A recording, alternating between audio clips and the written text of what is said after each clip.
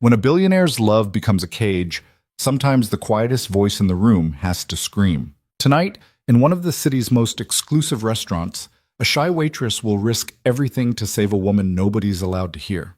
A single gesture beneath a table, a secret that could destroy a family empire, and a son so desperate to protect his mother that he's become the very thing threatening her freedom. But here's what he doesn't know yet.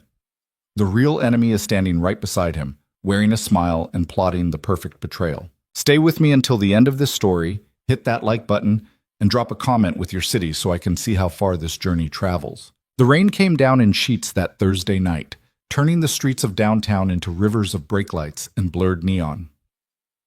Lena Hart pressed herself against the brick wall of the employee entrance, trying to keep the wind from destroying what little she'd managed to do with her hair. Her fingers were numb, her shoes already soaked through, but she was early, always early, because being late meant being noticed, and being noticed was the last thing Lena ever wanted. She pushed through the heavy door into the kitchen's controlled chaos. Heat hit her face like a wall. The sound was immediate and overwhelming. Spanish curses flying over the grill station, the metallic crash of pots, someone shouting about a ticket that had been up for 8 minutes. Lena kept her head down, sliding past the line cooks toward the staff lockers. "You're going to catch pneumonia coming in like that," Maria said, not looking up from where she was rolling silverware at the prep station. Maria had worked at Aurelius for 17 years, had seen servers come and go like seasons, and had adopted Lena the way she adopted every quiet, nervous girl who wandered through those doors. "I'm fine," Lena said, which was what she always said. "You're soaked. There's extra shirts in my locker if you need one." "I'm fine, really." Maria finally looked up, her dark eyes sharp with the kind of concern that made Lena's chest tight. "That's what you said last winter when you came in with bronchitis and worked a double anyway. Jorge had to literally carry you to the cab." Lena managed a small smile. "I took the medicine you gave me. After 3 days of me threatening to tell Raymond you were dying on his floor." Maria shook her head, going back to her silverware. "You're too quiet for your own good, mija. One of these days you need to make some noise." The irony of that statement would have been funny if it didn't hurt. Lena had spent the last 6 years making herself smaller, quieter, more invisible. It was safer that way. When you were invisible, people couldn't hurt you. When you were quiet, you couldn't say the wrong thing. When you kept your head down, the world mostly left you alone. She changed into her uniform, black slacks, white button-down, the burgundy vest that marked her as Aurelius staff, and checked her reflection in the small mirror taped inside her locker. Brown hair pulled back tight, minimal makeup, nothing that would catch anyone's eye. She looked exactly like what she'd trained herself to become. Forgettable. "Hart!" Raymond's voice cut through the kitchen noise. "Front of house now. We're already behind." Lena grabbed her order pad and pen, took one steadying breath, and pushed through the swinging doors into the dining room. Aurelius wasn't just expensive. It was the kind of place where expense stopped meaning anything because the people who ate there didn't think about money the way normal humans did. Crystal chandeliers caught the candlelight and scattered it across white tablecloths that cost more than Lena's monthly rent. The carpet was so thick, it swallowed sound. Even the air felt different here, rarefied, exclusive, weighted with the knowledge that you were somewhere most people would never see. Lena had been working here for 9 months, ever since she'd left her last restaurant after a manager got too comfortable with his hands. She was good at this job, mostly because being a good server meant being invisible in exactly the right way. You appeared when needed, vanished when not, and never ever inserted yourself into the guest's experience beyond the script. "Table 12 needs water," Jessica hissed as she passed, balancing 4 plates of something that probably cost more than Lena's car payment. "And 6 is waiting on their check. Raymond's losing his mind." Lena nodded, already moving. The rhythm of service was something she understood, the choreography of efficiency, the way you could lose yourself in the mechanical precision of it. Refill, clear, present, smile, repeat. Don't think, don't feel, just move. She was heading back toward the kitchen when she noticed the shift in atmosphere. It was subtle at first, the way conversations seemed to lower slightly, how heads turned just a fraction toward the entrance. Raymond appeared out of nowhere, smoothing down his already perfect tie, his expression locked into that particular smile he reserved for what he called significant guests. The hostess, Amber, had gone pale under her professional makeup. "That's the Ashford reservation," Jessica whispered, suddenly beside Lena again. Oh my God, I didn't think he'd actually show up. Who? Nolan Ashford? Are you serious? Jessica stared at her like she'd just admitted to not knowing what oxygen was. The Ashford Foundation? The Ashford Building? The guy who basically owns half the city's development projects? Lena shook her head. She didn't watch the news, didn't follow society pages, didn't pay attention to who was rich or powerful or important. Those things existed in a different world than hers. Well, he's here now, and Raymond's about to have a stroke. Jessica grabbed a water pitcher. Table 9, the corner window. That's his table. They blocked off the whole section. Lena glanced toward the corner and saw Raymond greeting two people with the kind of deference usually reserved for foreign dignitaries. The woman was immediately striking. Late 50s, maybe early 60s, with silver hair swept up in an elegant twist and a dress that probably cost more than Lena had earned in the last year. She moved with the kind of grace that came from a lifetime of being looked at, being admired. The man beside her was younger, early 30s, Lena guessed, and there was something about him that made the air feel different. He wasn't particularly tall, maybe 6 feet, but he carried himself like someone who'd never questioned his right to take up space. Dark suit, perfectly tailored, sharp jaw, eyes that seemed to catalog everything in the room in about 3 seconds. Those eyes passed over Lena without pausing, which was exactly what she expected. She was furniture, part of the scenery.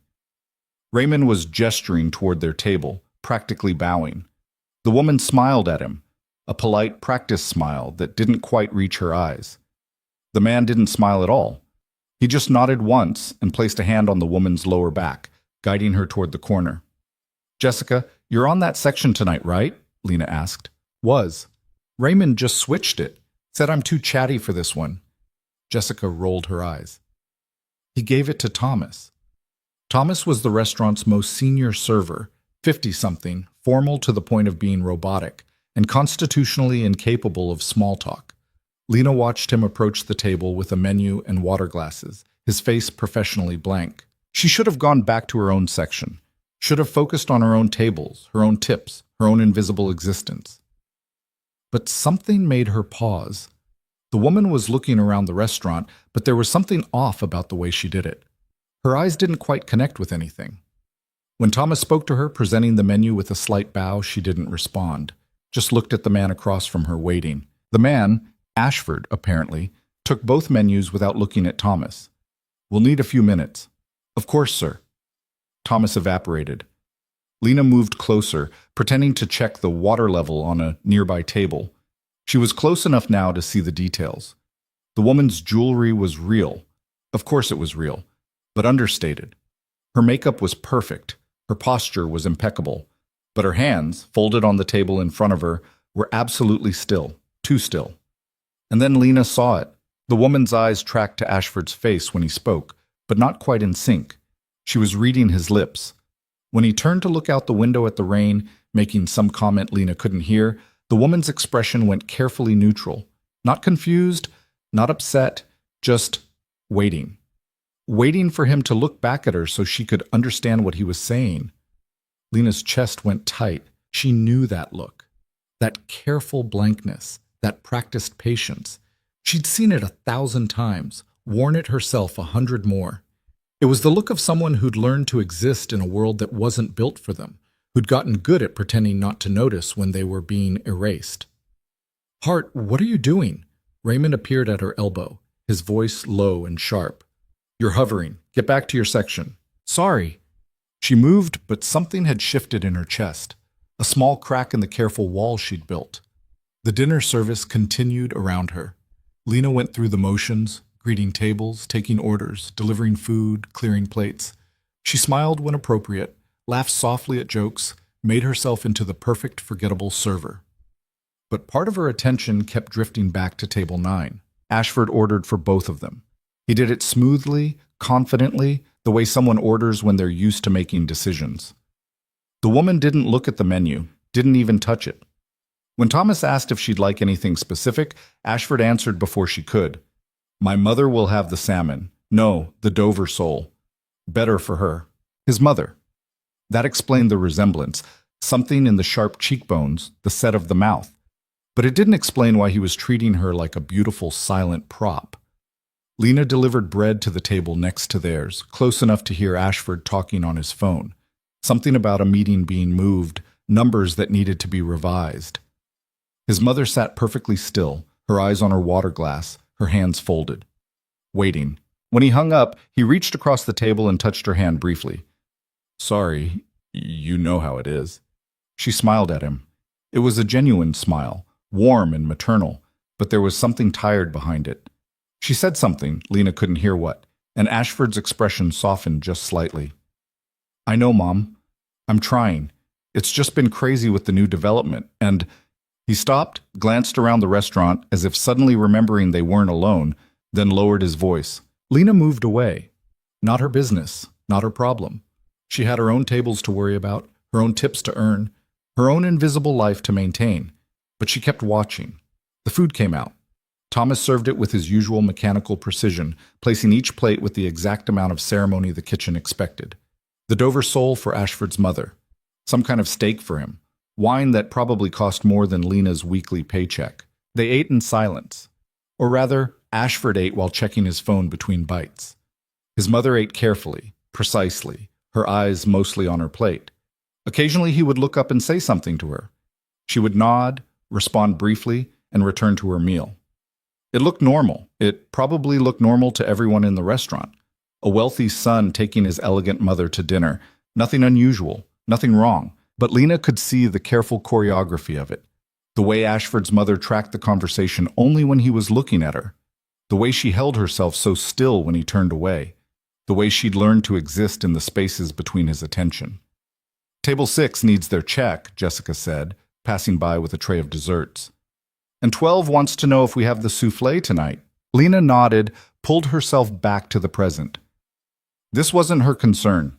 These people lived in a different world, a world where dinner cost more than her rent, where problems were solved with money and power, where someone like her didn't exist beyond the ability to bring food and clear plates. She printed the check for table 6, delivered it with a smile, assured table 12 that yes, the souffle was available, but would take 25 minutes. She refilled water glasses, brought extra bread, laughed at a terrible joke from the couple at table 14. She was good at this, good at being no one. "Lena," Maria's voice, quiet but urgent, from the kitchen doorway. "Raymond wants table 9 checked on. Thomas is dealing with some situation at table 3. Of course he did. Lena felt her stomach drop slightly, but she nodded. Professional, invisible, just doing her job. She approached table 9 with her best server smile in place. "Good evening. I'm just checking to make sure everything is to your satisfaction." Ashford barely glanced at her. "Fine." His mother looked up, though, and for just a second their eyes met. The woman's expression was polite, pleasant, perfectly calibrated for public consumption. But there was something else there, something that made Lena's breath catch. Recognition. Not of Lena specifically, but of what she represented. Another woman learning to be invisible. Another person existing in the margins. "Can I get you anything else?" Lena kept her voice level, professional. "We're fine," Ashford said, still not really looking at her. His attention was back on his phone, his thumb scrolling through something that apparently required a slight frown. Lena should have left, should have nodded and disappeared back into the scenery. But something made her linger for just a second, watching as Ashford's mother's eyes dropped back to her plate, as her shoulders settled into that familiar patient stillness. "Mom, I need to make a quick call. I'll be right back." Ashford stood, already moving toward the restaurant's lobby area before he'd finished the sentence. His mother nodded, but he was already gone.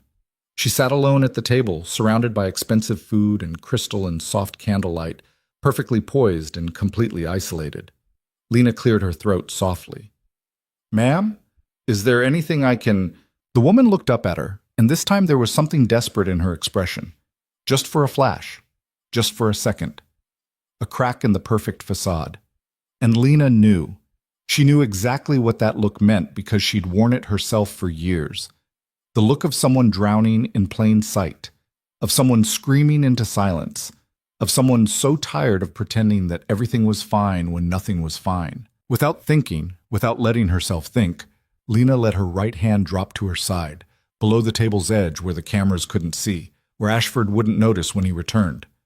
Her fingers moved in a shape she hadn't made in 6 years. Are you okay? The effect was instantaneous. Ashford's mother went absolutely rigid, her eyes going wide. For a long moment, she just stared at Lena, and Lena was sure she'd made a catastrophic mistake. This woman didn't sign. Didn't know ASL. Lena had just made the worst assumption of her life based on nothing but a feeling, and now she was going to get fired, and the woman's hand moved, slow, careful, slightly rusty, but unmistakable. No. Then, help. Lena felt the world tilt slightly. Her heart was hammering so hard she could feel it in her throat. She glanced toward the lobby, saw Ashford's back as he paced while talking on his phone. What's wrong? She signed low, fast, years of practice making her hands fluid even though her fingers were shaking. My son. The woman's signs were careful, precise, formed with the kind of deliberation that suggested someone who'd learned young but hadn't used the language in a long time. He doesn't know. He thinks he's protecting me. From what? From everyone. Everything. The woman's face was still perfectly composed, but her hands told a different story. There's someone, family, lying to him, making him think I need, what the hell is this? Lena jerked back so fast she nearly knocked into the table behind her. Ashford was standing 3 feet away, his phone forgotten in his hand, his expression absolutely murderous. I was just checking if you were signing to my mother. His voice was quiet, controlled, which somehow made it worse than if he'd been shouting. You were having a conversation with her, in sign language, at my explicit instruction that staff were to treat her like any other guest. Sir, I didn't mean, do you have any idea? He stepped closer, and Lena automatically stepped back. How many people try to exploit her? How many vultures show up with their hands out, pretending to care, just trying to get close to the family? I wasn't trying to. You absolutely were. His eyes were cold, calculating.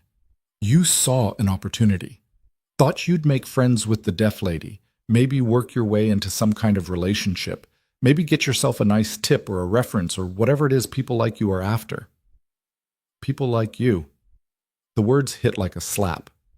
That's not... I would never... Lena's voice came out strangled. Around them, other diners were starting to notice, starting to turn and stare. Raymond! Ashford didn't raise his voice, but it carried anyway. I need to speak with you. Now! Raymond appeared out of nowhere, his face ashen. Mr. Ashford, I apologize profusely for any... This server, Ashford gestured at Lena without looking at her, approached my mother with an agenda, violated your own policy about acknowledging her hearing impairment. I want her removed from this restaurant immediately. The floor seemed to drop out from under Lena's feet. Around them, the entire restaurant had gone quiet. Everyone was watching. Everyone could see her being dragged out into the light, exposed, humiliated. I'm so sorry, she tried again, hating how small her voice sounded. I just wanted to make sure she was... You wanted to insert yourself into our private family dinner. You saw something you thought you could use. Ashford finally looked directly at her, and his eyes were like ice. People like you always do. Nolan? The voice was quiet but absolutely clear. Stop. Everyone froze. Ashford's mother was standing now, one hand on the table for balance, her expression no longer carefully neutral. She looked angry. Actually, genuinely angry, in a way that suggested she didn't get angry often, but when she did, people listened. Mom, please sit down. Ashford's voice had shifted, gone softer. You don't need to... Stop. She said it again, then her hands moved. Fast, sharp, unmistakable even to people who didn't know sign language. You don't speak for me. I'm protecting you. From what? From someone who saw I needed help? Her hands were shaking now, whether from anger or fear or both. This girl showed me more respect in 2 minutes than you've shown me in 2 years. The restaurant was dead silent. Lena stood frozen, watching this family drama unfold in front of 100 witnesses, knowing she'd caused it and having no idea how to stop it. We'll discuss this at home. Ashford's voice had gone flat, dangerous. He reached for his mother's arm, but she pulled away. No, her signs were sharp enough to draw blood. We'll discuss it now, in front of everyone. since apparently that's the only way you'll actually listen to me. Mrs. Ashford, please. Raymond tried to interject, but she held up one hand, silencing him. Then she turned to Lena. Her expression softened slightly, though the anger was still there, simmering underneath. Thank you, she signed, for seeing me. Lena felt tears burning behind her eyes and absolutely refused to let them fall. Not here, not in front of all these people. I'm sorry, she whispered. I didn't mean to cause trouble. You didn't.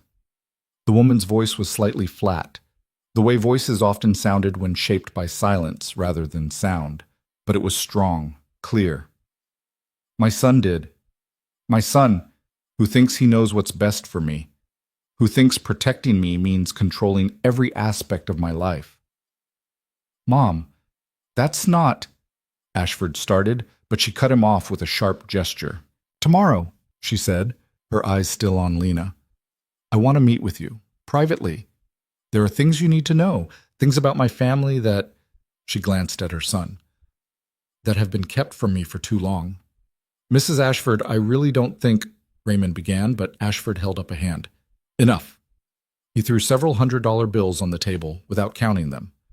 We're leaving. He started to reach for his mother again, but she stepped back, maintaining her distance. Her eyes found Lena one more time, and in them was a message Lena couldn't quite read. A warning, maybe. Or a plea. Then Ashford's mother gathered her coat and walked toward the exit with her head high, her son following a few steps behind, and the entire restaurant watched them go in absolute silence. Lena stood there, trembling, knowing her life had just changed in ways she couldn't begin to understand. Knowing she'd broken every rule about staying invisible, staying quiet, staying safe, and knowing, somehow, that she'd do it again. Raymond turned to her, his face a careful mask of professional disappointment. My office. Now. Jessica caught her arm as she passed. What the hell just happened? She whispered. I don't know, Lena said, and it was true. She had no idea what she'd just walked into. No idea what Ashford's mother had been trying to tell her. No idea why a simple gesture of kindness had exploded into this. But she could still see the desperation in that woman's eyes, could still see the silent plea for help.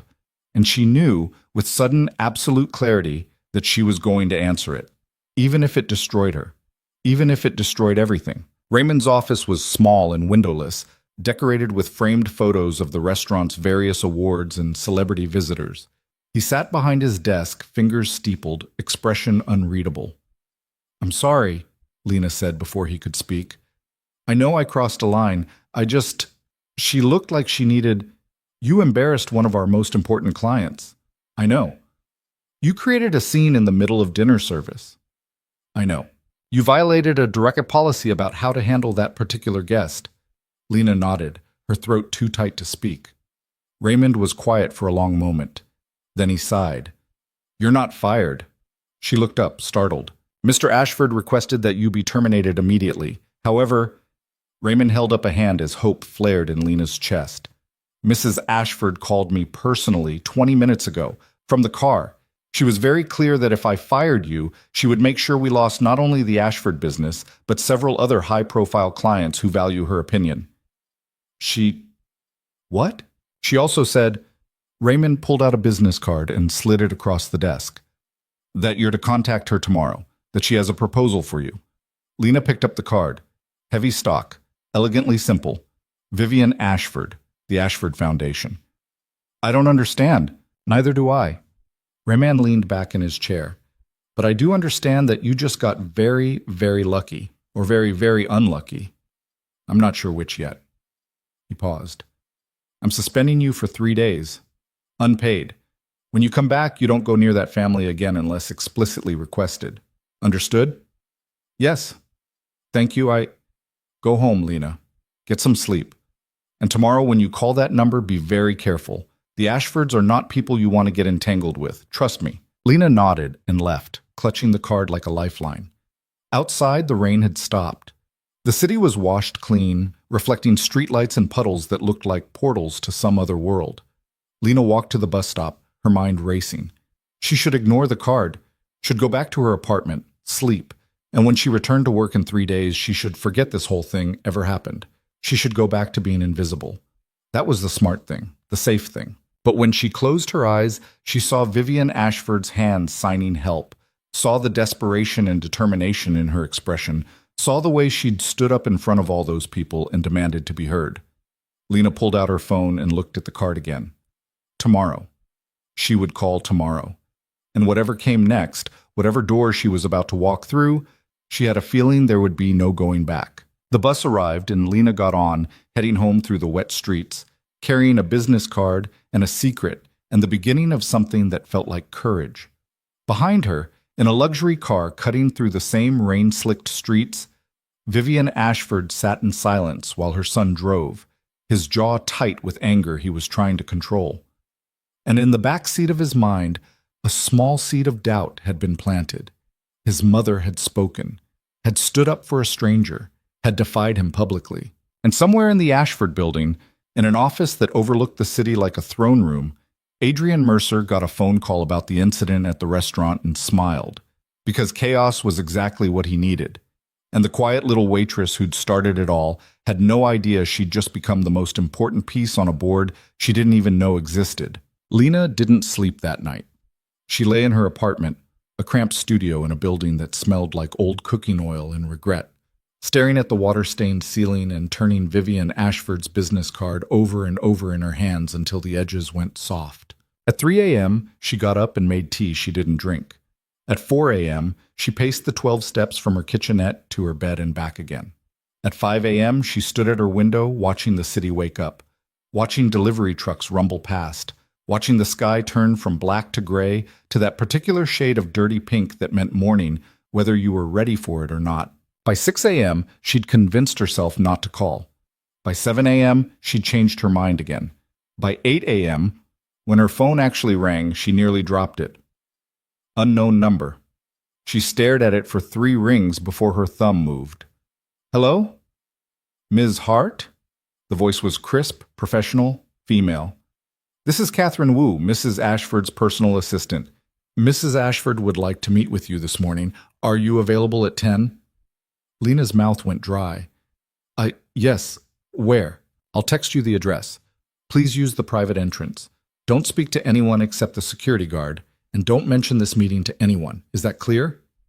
Yes, but I don't understand, but Mrs. Ashford will explain everything. 10 o'clock, Ms. Hart.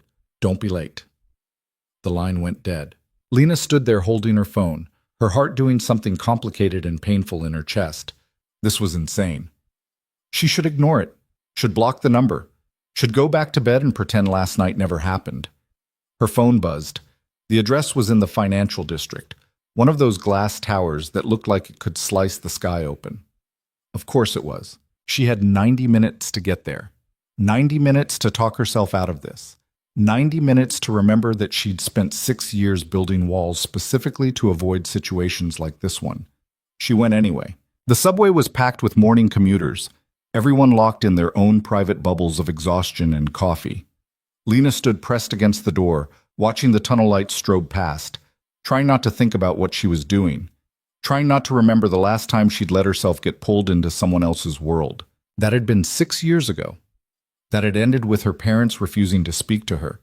That had ended with her changing her phone number and her last name and everything about herself that could be changed. The train lurched. Someone's elbow dug into her ribs. She kept her eyes on the darkness outside the window and told herself she could still turn around. The Ashford building was even more intimidating up close. 60 stories of steel and glass that seemed designed to make normal humans feel small. Lena found the private entrance on the east side, unmarked except for a small bronze plaque and a security camera that tracked her approach. A guard appeared before she could knock. He was massive, the kind of guy who looked like he'd been carved out of granite and then taught to wear a suit. ID. She fumbled for her wallet, handed over her driver's license with shaking fingers. He scanned it, checked something on a tablet, then nodded. 34th floor. Elevator's straight back. Code is 7829. Someone will meet you. The elevator was the kind that moved so smoothly you couldn't feel it, just watched the numbers climb in silence. Lena caught her reflection in the polished brass doors and barely recognized herself. She'd tried to dress professionally, black pants, gray blouse, hair pulled back, but she still looked terrified. The doors opened on the 34th floor and Lena stepped into a reception area that was all cream marble and modern art. A woman in her 40s, Asian, impeccably dressed, stood waiting. "Ms. Hart, I'm Catherine Wu. Please follow me." Catherine moved fast, her heels clicking against the marble like a metronome. Lena hurried to keep up, catching glimpses of offices through glass walls, people on phones, people at computers, people who all looked like they belonged in this world in a way she absolutely did not. "A few ground rules," Catherine said without slowing down. "Mrs. Ashford is extending an enormous amount of trust by meeting with you. You will not record this conversation. You will not discuss it with anyone. You will not contact the press or attempt to leverage this situation for personal gain. If you violate any of these conditions, the consequences will be severe. Are we clear?" "Yes, but I would never—" "Everyone says that." Catherine stopped in front of a heavy wooden door. "Most people mean it. Some don't. Mrs. Ashford has learned to be careful." She knocked twice, then opened the door. "She's ready for you." The office was smaller than Lena expected, more library than corporate space. Floor-to-ceiling bookshelves lined two walls. A large window overlooked the city. And in a leather chair near that window, backlit by morning sun, sat Vivian Ashford. She looked different in daylight. Older, maybe, or just more real. She wore tailored black pants and a cream silk blouse, her silver hair loose around her shoulders. Without the restaurant's candlelight and expensive staging, she looked less like a museum piece and more like a woman who was very, very tired. "Miss Hart," Vivian stood, extending her hand. "Thank you for coming." Her voice still had that particular quality, slightly flat, the consonants careful, but it was stronger than it had been at the restaurant. More certain. Lena shook her hand, feeling awkward and out of place. "I don't understand why I'm here." "Because you're the first person in 2 years who's seen me as something other than my son's responsibility." Vivian gestured to the chair across from hers. "Sit, please. Catherine will need privacy." Catherine nodded and left, closing the door behind her with a soft click. Vivian settled back into her chair, studying Lena with an intensity that made her want to squirm. Then, without warning, her hands moved. "You know ASL." "How?" Lena hesitated, her hands half rising before she forced them down. "I'd rather not. It's complicated. Everything worth knowing is complicated." Vivian's signs were graceful, practiced. "I need to know if I can trust you. So tell me, how does a waitress learn to sign?" "I'm not just a waitress." "I know. That's why you're here." The statement hung in the air between them. Lena looked at her hands, at the door, at anywhere except Vivian's patient, waiting face. "My sister was deaf," she said finally. The words felt like glass in her throat. "Is deaf? I don't know. I haven't spoken to her in 6 years. Vivian's expression didn't change, but something shifted in her eyes. "Tell me." So Lena did. She didn't mean to. She'd gotten very good at not telling this story, at keeping it locked away where it couldn't hurt her. But something about this woman, about this moment, about the way Vivian watched her with complete attention, made the words come anyway. "Her name is Maya. She was born deaf, genetic," they said. "I learned to sign before I learned to read. It was just part of life, part of who we were." Lena's hands moved unconsciously as she talked, shaping words in the air. "Our parents were hearing. They tried, but they never really got it. Never really understood that Maya wasn't broken, wasn't something that needed to be fixed. They just wanted her to be normal." Normal. Vivian's sign was sharp, bitter. "When I was 24, Maya met someone. Another deaf person, someone from the community. They fell in love. She was happy for the first time in years." Lena's throat got tight. "My parents hated him. Said he was keeping Maya isolated, keeping her away from the hearing world. They wanted her to get a cochlear implant, wanted her to try harder to speak, wanted her to be someone she wasn't. And you? I took her side, told my parents they were wrong, told them Maya had a right to choose her own life, her own language, her own world." The memory still hurt, even after all this time. "They said I was betraying the family, said I was enabling Maya's disability instead of helping her overcome it, said if I really loved her, I'd want her to be normal." Vivian's jaw tightened. "So you left?" "They kicked me out, said I couldn't come back until I apologized, until I admitted they were right." Lena looked out the window, watching the city sprawl below them. "I tried to stay in touch with Maya, but my parents made it impossible. Changed her phone number, monitored her email. Eventually she stopped responding. I don't know if it was her choice or theirs. I'm sorry. Don't be. I made my choice. I knew what it would cost. Lena turned back to Vivian. But that's why I haven't signed in 6 years. Why I try not to think about any of it. It's easier that way. Easier for who? The question landed like a punch. Lena didn't have an answer. Vivian stood and walked to the window, her back to Lena. When she signed again, her movements were slower, weighted with something that looked like grief. My husband died 3 years ago. Stroke. Very sudden. She paused. Before he died, we had a son. Nolan. You met him. I remember. Nolan was born hearing. We raised him bilingual, English and ASL. His father was hearing too, but he learned to sign fluently. For years it worked. We were a family. Vivian's hands moved through the air like she was painting something beautiful and then watching it dissolve. Then my husband died, and Nolan changed. Changed how? Vivian turned around. He became afraid of losing me the way he lost his father, afraid of anything that might hurt me or take me away. He started making decisions for me, started treating me like something fragile that needed protecting. That's what you meant last night, when you signed that he doesn't know. He doesn't know a lot of things, because someone has been lying to him. Vivian sat back down, leaning forward. My husband's nephew, Adrian Mercer. He works for the foundation. Nolan trusts him completely. But you don't. I know what he is. I've known for a year, maybe longer, but Nolan won't listen. Adrian has spent 3 years positioning himself as Nolan's closest advisor, his most loyal ally. And the whole time he's been planning to take everything. Lena's heart started beating faster. Take what? The foundation, the family trust, everything my husband built. Vivian pulled a folder from beside her chair and set it on the small table between them. Adrian has been working with a doctor, Dr. Richard Kensington, one of the foundation's board members. They've been building a case that I'm mentally incompetent, that my deafness makes me unable to manage my own affairs. That's insane. You're clearly capable, intelligent, in control of my faculties. Vivian's smile was bitter. None of that matters if the paperwork says otherwise. Dr. Kensington has been falsifying medical reports for months, making it look like I'm declining, like I need a conservator to manage my assets. Lena opened the folder.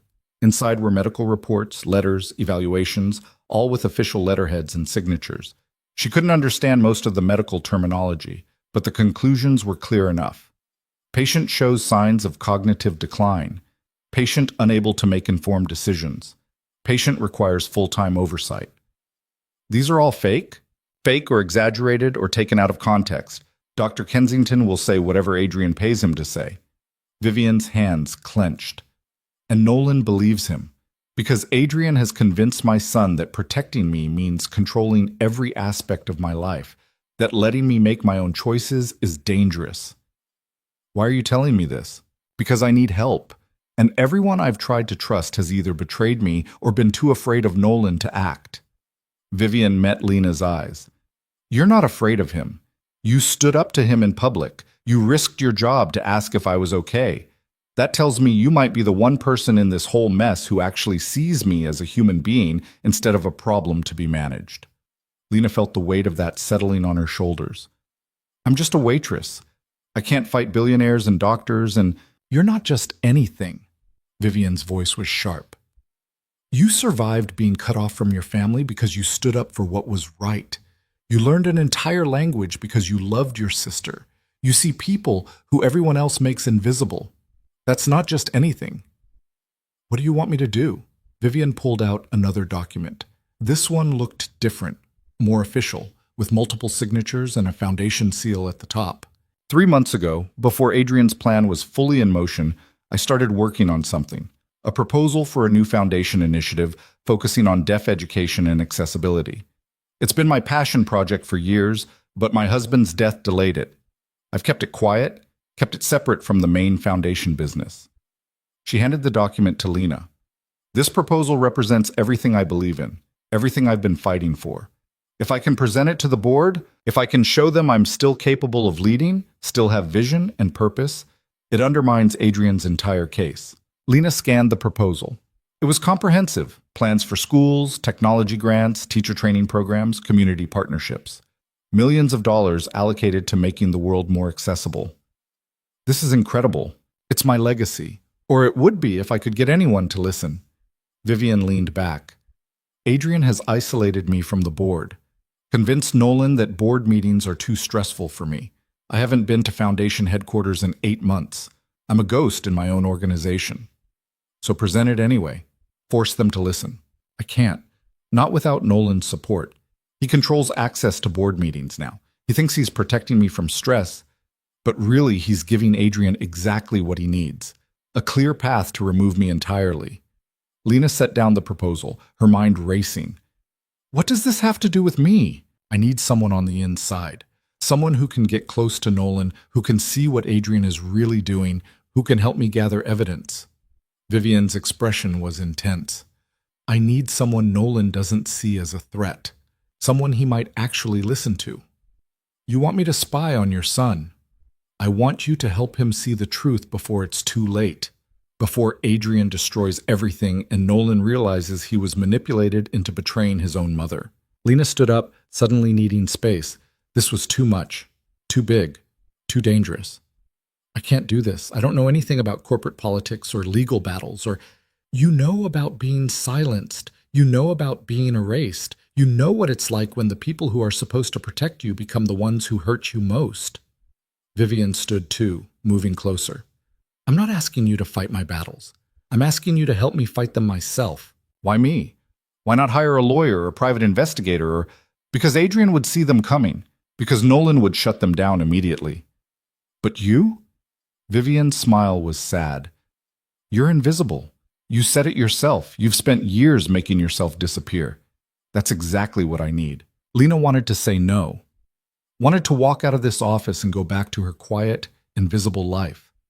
But she kept seeing Maya's face, kept hearing her parents' voices telling her that love meant control, that protection meant erasure, that the best way to help someone was to make their choices for them. If I do this, she said slowly, and I'm not saying I will, what exactly would it involve? Vivian's expression shifted, became sharper, more focused. First, you gather information. Adrian meets with Dr. Kensington every Thursday at a cafe near the hospital. I need to know what they're planning, what their timeline is. Second, you get close to Nolan. Make him see you as a person, not a threat. Plant seeds of doubt about Adrian without being obvious. He hates me. He's angry at you, that's different. Anger fades, hatred doesn't. Vivian pulled out a checkbook. I'll pay you for your time. Whatever you're making at the restaurant, I'll triple it. This is a job, not a favor. I don't want your money. Then you're a fool. Everyone wants money. The question is whether they're willing to admit it. Vivian's eyes narrowed. Don't pretend to be noble, Ms. Hart. We both know you're doing this for the same reason I'm asking, because walking away would mean accepting that powerful people can erase whoever they want, and neither of us can live with that. The words stung because they were true. Lena thought about her studio apartment, her suspended shifts, her life built on the thinnest possible margin. Thought about Maya somewhere out there, silenced by people who claimed to love her.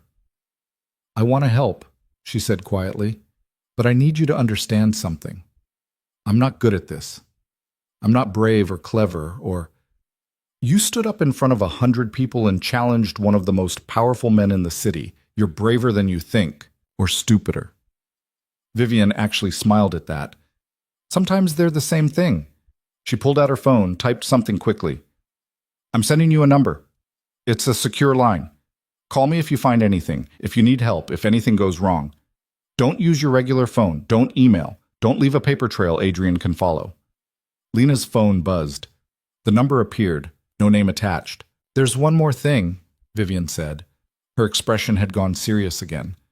Nolan has a daughter, Emma. She's 5. She lives with him full-time. Her mother died in childbirth. Lena's chest tightened. That's how he became like this. The control thing. He lost his father and his wife within 2 years. Now he has Emma and me, and he's terrified of losing us too.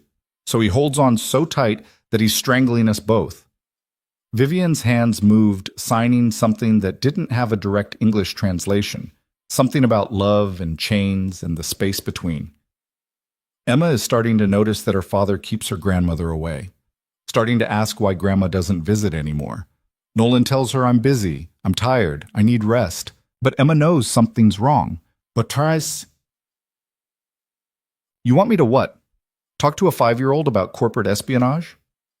I want you to remember that this isn't just about money or power or pride. It's about a little girl who's learning that the people you love most are the ones who disappear. I won't let Nolan turn into his uncle. Won't let Adrian poison him completely. And I won't let Emma grow up thinking her grandmother abandoned her. The weight of it settled over Lena like a physical thing. This wasn't just about Vivian or Nolan or even Adrian. It was about generations of silence and control and love that looked like violence. Okay, she heard herself say. I'll help. But I need you to promise me something. What? If this goes wrong, if I end up getting hurt or fired or worse, you don't try to fix it. You don't throw money at it or make it go away. You let me handle the consequences of my own choices. Vivian studied her for a long moment. Then she extended her hand. Deal. They shook on it, and Lena felt the axis of her life shift in a way that seemed both terrifying and inevitable. Start with the cafe, Vivian said. Thursday morning, 9 a.m. It's called The Daily Grind, 2 blocks from Mercy General Hospital. Adrian always sits at the corner table. Dr. Kensington joins him. They'll talk for about an hour. How do I can't just walk up and eavesdrop. You can if you work there. Vivian pulled out another business card, this one for someone named Marcus Chen. He owns the cafe. He owes me a favor. Tell him you need a temporary position, Thursday mornings only. He'll make it work. Lena took the card, feeling like she was collecting puzzle pieces to a picture she couldn't see yet. Anything else? Yes, be careful. Adrian is smart and patient and absolutely ruthless. If he realizes you're working against him, he won't hesitate to destroy you. Vivian's expression was grim. I'm asking you to walk into a minefield. I won't pretend otherwise. Comforting. I don't need to comfort you. I need you to succeed. Vivian stood, signaling the meeting was over. Catherine will see you out. Call me after Thursday. Let me know what you learn. Lena stood too, her legs slightly unsteady. Can I ask you something? Yes. Last night, at the restaurant, you said someone was lying to Nolan, making him think you needed protecting. Did you know then that it was Adrian? Vivian's expression went dark. I've known for months, but knowing and proving are different things. Adrian is very good at covering his tracks. Then how? I have my sources, people who still remember that I built this foundation alongside my husband, that I'm not just decoration. She paused. But sources aren't enough. I need evidence. That's where you come in. Catherine appeared in the doorway as if summoned. Are we finished? For now. Vivian turned to Lena one last time. Thank you, Ms. Hart, for seeing me, for helping me, for being willing to take this risk. Don't thank me yet, Lena said. I might screw this up completely. Then you'll screw it up trying. That's more than most people can say. Catherine escorted Lena back to the elevator in silence. As the doors closed, Lena caught one last glimpse of Vivian standing in her office doorway, backlit by that enormous window, looking both powerful and incredibly alone. The elevator descended smoothly, carrying Lena back to ground level, back to her regular world. But she could feel it already, the way everything had changed, the way she'd stepped into something bigger than her quiet life, her invisible existence, her careful walls. Outside, the city was bright and busy and indifferent. Lena stood on the sidewalk holding 2 business cards and a phone number that led to a woman who'd just asked her to commit corporate espionage. She should run, should delete the number, throw away the cards, go back to the restaurant, and beg Raymond to forget any of this ever happened. Instead, she pulled out her phone and called Marcus Chen. He answered on the second ring. Yeah? Mr. Chen? My name is Lena Hart. Vivian Ashford said you might be able to help me with a job. There was a pause, then, what kind of job? Thursday mornings, just a few hours. I'm a trained server, I can make coffee, I'm good with people. You one of Vivian's projects? Lena hesitated. Something like that. Another pause, longer this time. Fine. Come by Wednesday evening. We'll do a trial run. If you can make a decent latte and keep your mouth shut about whatever you see, we'll talk. Thank you. I really appreciate... He'd already hung up. Lena stood there holding her phone, reality starting to catch up with adrenaline. She'd just agreed to spy on a man planning to destroy his aunt. She'd just taken a job at a cafe specifically to eavesdrop on private conversations. She'd just walked into exactly the kind of situation she'd spent 6 years avoiding. Her phone buzzed. A text from an unknown number. "You did the right thing, V." Lena stared at the message, then at the city around her. All those buildings full of people living their lives, making their choices, fighting their battles. She thought about Maya, about her parents, about all the years she'd spent being quiet and invisible and safe. Safe hadn't saved her sister. Safe hadn't fixed her family. Safe had just made her small. She deleted the text, pocketed her phone, and started walking. She had 4 days until Thursday. 4 days to figure out how to spy on people who could destroy her with a phone call. 4 days to prepare for something she had absolutely no idea how to do. Somewhere across the city, in an office decorated with expensive art and floor-to-ceiling windows, Adrian Mercer was having lunch with Dr. Kensington. They were discussing timelines and strategies and exactly how much money it would take to declare a deaf woman incompetent. They were confident and careful and completely unaware that the invisible waitress they'd never noticed was about to become their biggest problem. And in a penthouse apartment overlooking the park, Nolan Ashford was putting his daughter to bed, reading her a story about a princess who needed rescuing. Emma asked again why Grandma didn't visit anymore, and Nolan told her again that Grandma was tired, that Grandma needed rest, that he was taking care of everything. He believed it. Believed he was protecting everyone he loved. Believed that control was the same as care, that making choices for people was the same as keeping them safe. He didn't know yet that his mother had just hired the woman he'd humiliated. Didn't know that the quiet waitress was about to walk into his perfectly controlled world and set it on fire. But he would. They all would. Because Lena Hart had spent 6 years being invisible, and she was very, very good at it. And sometimes the most dangerous person in the room was the one nobody saw coming. Wednesday evening, Marcus Chen looked her up and down with the kind of skepticism usually reserved for used car salesmen and politicians. He was maybe 50, compact and wiry, with graying hair pulled back in a ponytail, and the permanently tired eyes of someone who'd been running a small business for too long. "Vivian said you needed work. Didn't say why." "Does it matter?" Lena kept her voice steady, even though her palms were sweating. "Depends on whether you're running from something or running toward it." He gestured at the espresso machine, a gleaming beast of chrome and pressure gauges that looked like it could power a small aircraft. "Make me a cappuccino. Let's see if you actually know what you're doing." The daily grind was smaller than she'd expected, wedged between a pharmacy and a dry cleaner. Exposed brick walls, mismatched furniture, the smell of coffee beans, and something baking in the back. A few customers sat scattered around, students with laptops, an older man doing a crossword, a woman knitting something enormous in purple. Lena approached the machine like it might bite her. She'd made coffee before, but nothing like this. Her hands shook slightly as she ground the beans, tamped the espresso, steamed the milk. The hiss and gurgle of the machine sounded too loud in the quiet cafe. When she finished, the foam was uneven and the presentation was sloppy, but it was drinkable.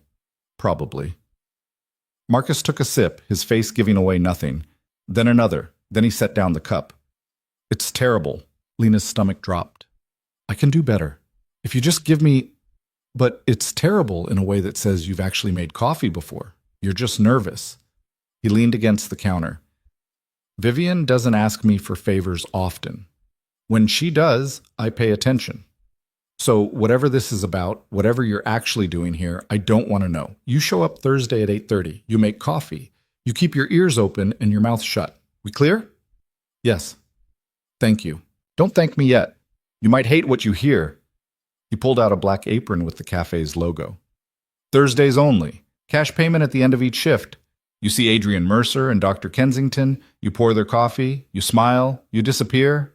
They don't notice staff. That's the whole point." "How do you know them?" "I know everyone who comes in here every week for 2 years and tips like they're doing me a favor instead of the other way around." Marcus's expression went hard. "Adrian Mercer is a snake in expensive shoes. Whatever he's planning, I hope Vivian tears him apart." Lena took the apron, folded it carefully. "You know her well?" "She loaned me money when the bank wouldn't, back when my daughter needed surgery. Didn't ask for interest. Didn't ask for anything except that I pay it forward when I could. He turned away, started wiping down the counter. Some people with money use it like a weapon. Vivian uses it like a tool. There's a difference. The next morning, Lina woke up at 6 a.m. with her heart already racing. She'd barely slept, kept seeing Adrian Mercer's face even though she'd never actually met him, kept rehearsing what she'd say if anyone asked what she was doing there. She dressed carefully, jeans, plain t-shirt, hair in a ponytail. Nothing memorable, nothing that would make anyone look twice. She practiced her coffee smile in the bathroom mirror until it looked natural, until she could hide the fear behind it. The subway ride felt endless. Every stop, every delay, every moment stretched out like taffy. By the time she reached the cafe, her hands were shaking again. Marcus was already there, setting up the pastry case. He looked up when she entered, nodded once. Machines warmed up, registers got 100 in small bills, corner tables reserved for 9 o'clock. Don't hover, don't stare, don't do anything that makes them notice you. What if they ask me something? Answer it. You're a waitress. Act like one. He paused. And Lina, whatever you hear, don't react. I don't care if they're planning to burn down the city. You smile, you nod, you pour coffee. Save the heroics for later. The morning started slow. A few regulars drifted in. The crossword guy, a jogger in expensive athletic wear, 3 construction workers who ordered enough coffee to fuel a small army. Lina fell into the rhythm of it, letting muscle memory take over. Pour, smile, clear, repeat. At 8:55, the door opened and a man walked in who could only be Adrian Mercer. He was younger than she'd expected, late 30s, maybe 40, with the kind of good looks that required effort to maintain. Perfect hair, perfect suit, perfect smile when he nodded at Marcus. He moved like someone who'd never questioned whether he belonged somewhere. He sat at the corner table without being directed, pulled out his phone, started scrolling. 2 minutes later, another man arrived. Older, 60s, with silver hair and wire-rimmed glasses. He carried a leather briefcase and walked with the slight stiffness of someone whose back hurt more than they admitted. Dr. Kensington. Had to be. Lina grabbed the coffee pot and approached their table, her heart hammering so hard she was sure they could hear it. Good morning, coffee? Please. Adrian didn't look up from his phone. Dr. Kensington nodded, still settling into his chair. She poured carefully, keeping her hands steady through sheer force of will. Neither man looked at her. She might as well have been a machine. Cream and sugar are on the table. Let me know if you need anything else. She walked away, found a spot near the counter where she could wipe down tables, refill napkin holders, look busy while staying close enough to hear. Adrian set down his phone. You look tired, Richard. Long night. Had to review the updated reports. Dr. Kensington pulled papers from his briefcase. I think we're ready. The documentation is comprehensive enough to satisfy any board inquiry. Show me. Lina wiped the same table for the 3rd time, her ears straining. From this angle, she could see them in her peripheral vision. Dr. Kensington was spreading documents across the table. Medical reports, charts, something with an official-looking seal. I've documented a progressive decline in cognitive function over the past 18 months, Dr. Kensington said, his voice clinical and detached. Memory lapses, difficulty with complex decision-making, episodes of confusion, all supported by assessments and third-party observations. None of which actually happened. None of which can be disproven. That's the beauty of cognitive decline in a deaf patient. How does anyone verify what she understands versus what she's choosing not to respond to? The ambiguity works in our favor. Adrian leaned back, examining the papers. And the timeline? I'll present to the board in 3 weeks. Recommend immediate conservatorship for her own protection. With Nolan's support, it should be unanimous. Nolan won't question your findings. Nolan wants his mother safe. He'll see this as keeping her from making dangerous decisions, from being exploited by people who might take advantage of her disability. Dr. Kensington smiled, and it was the coldest thing Lina had ever seen. He'll probably thank me for being thorough. And once the conservatorship is in place, you'll have full control of her assets pending board approval, which, given that you're family and have been managing foundation operations for 3 years, should be a formality. Adrian picked up one of the reports, scanned it. What about the education initiative she's been working on? What initiative? Dr. Kensington's smile widened. I have no record of any such project. If she's been working on something, clearly it's another sign of her deteriorating judgment. Pursuing projects without board approval, without proper channels, more evidence that she needs protection from her own impulses. Lena felt sick. She gripped the rag in her hand so tightly her knuckles went white. These men were sitting here drinking coffee and casually discussing how to erase a woman's entire life, and they didn't even have the decency to look guilty about it. "There's one complication," Dr. Kensington said. "Catherine Wu, Vivian's assistant. She's loyal to a fault. She'll fight this. Catherine doesn't have standing. She's an employee, not family." Adrian sipped his coffee. "I'll handle her. Give her a generous severance, a glowing reference. She'll take it. People always do when you make the alternative uncomfortable enough. And if she doesn't, then we make her credibility an issue. Raise questions about whether she's been managing Vivian's affairs appropriately. Suggest she has her own financial motivations." Adrian's voice was casual, like he was discussing the weather. "There are ways to make problems disappear, Richard. You know that." "What about the daughter, Emma? What about her?" "Nolan's very protective. If he thinks any of this will upset the child, it won't. Emma won't even notice. She barely sees her grandmother anymore anyway. Nolan's been managing that distance for months." Adrian smiled. "By the time this is done, Emma will have forgotten her grandmother was ever part of her life. Children are adaptable that way." Lena's vision blurred. She turned away, walked blindly toward the back, her breath coming too fast. She made it to the small bathroom before her hands started shaking so badly she had to grip the sink. These men were planning to steal a woman's identity, her agency, her entire life. They were planning to manipulate her son into betraying her. They were planning to erase her from her own granddaughter's memory. And they were doing it over coffee and pastries like it was a normal Thursday morning. She splashed cold water on her face, forced herself to breathe. She had to go back out there, had to keep listening, had to remember every word because Vivian needed evidence, needed ammunition, needed something concrete enough to fight back with. When she returned to the main room, they were still talking. The construction workers had left. The jogger was gone. It was just Marcus behind the counter, pretending not to notice anything, and Lena trying to look invisible while her whole body vibrated with rage. "The board meeting is scheduled for the 15th, Dr. Kensington was saying. "I'll present my findings. You'll express concern as family. Nolan will support the recommendation. It should take less than an hour. And after, you'll have legal authority to make all decisions regarding the Foundation's direction, including shutting down any pet projects that don't align with your vision." "Doctor." Kensington gathered his papers. "Vivian built something beautiful with her husband, but beautiful doesn't always mean profitable. You'll be able to redirect resources to more practical ventures. Practical meaning ventures that benefit us. I prefer to think of it as ventures that benefit everyone. The Foundation will be more efficient, more focused, more modern." Dr. Kensington stood, tucked his briefcase under his arm. "And Vivian will be comfortable and cared for, just removed from decision-making that clearly overwhelms her." They shook hands. Adrian dropped a 20 on the table. Too much for 2 coffees, just enough to look generous without actually thinking about it. They walked out together, still talking, their voices fading as the door closed behind them. Lena stood frozen, the coffee pot still in her hand. Marcus appeared at her elbow. "You okay?" "No." Her voice came out strangled. "Did you hear? I heard enough. Go. Call whoever needs to know. I'll close up early today." Lena's hands were shaking so badly it took 3 tries to untie her apron. She grabbed her bag, nearly ran out the door. 2 blocks away, she ducked into an alley and pulled out her phone. The secure number Vivian had given her rang 4 times before connecting. "Lena?" Vivian's voice was sharp with concern.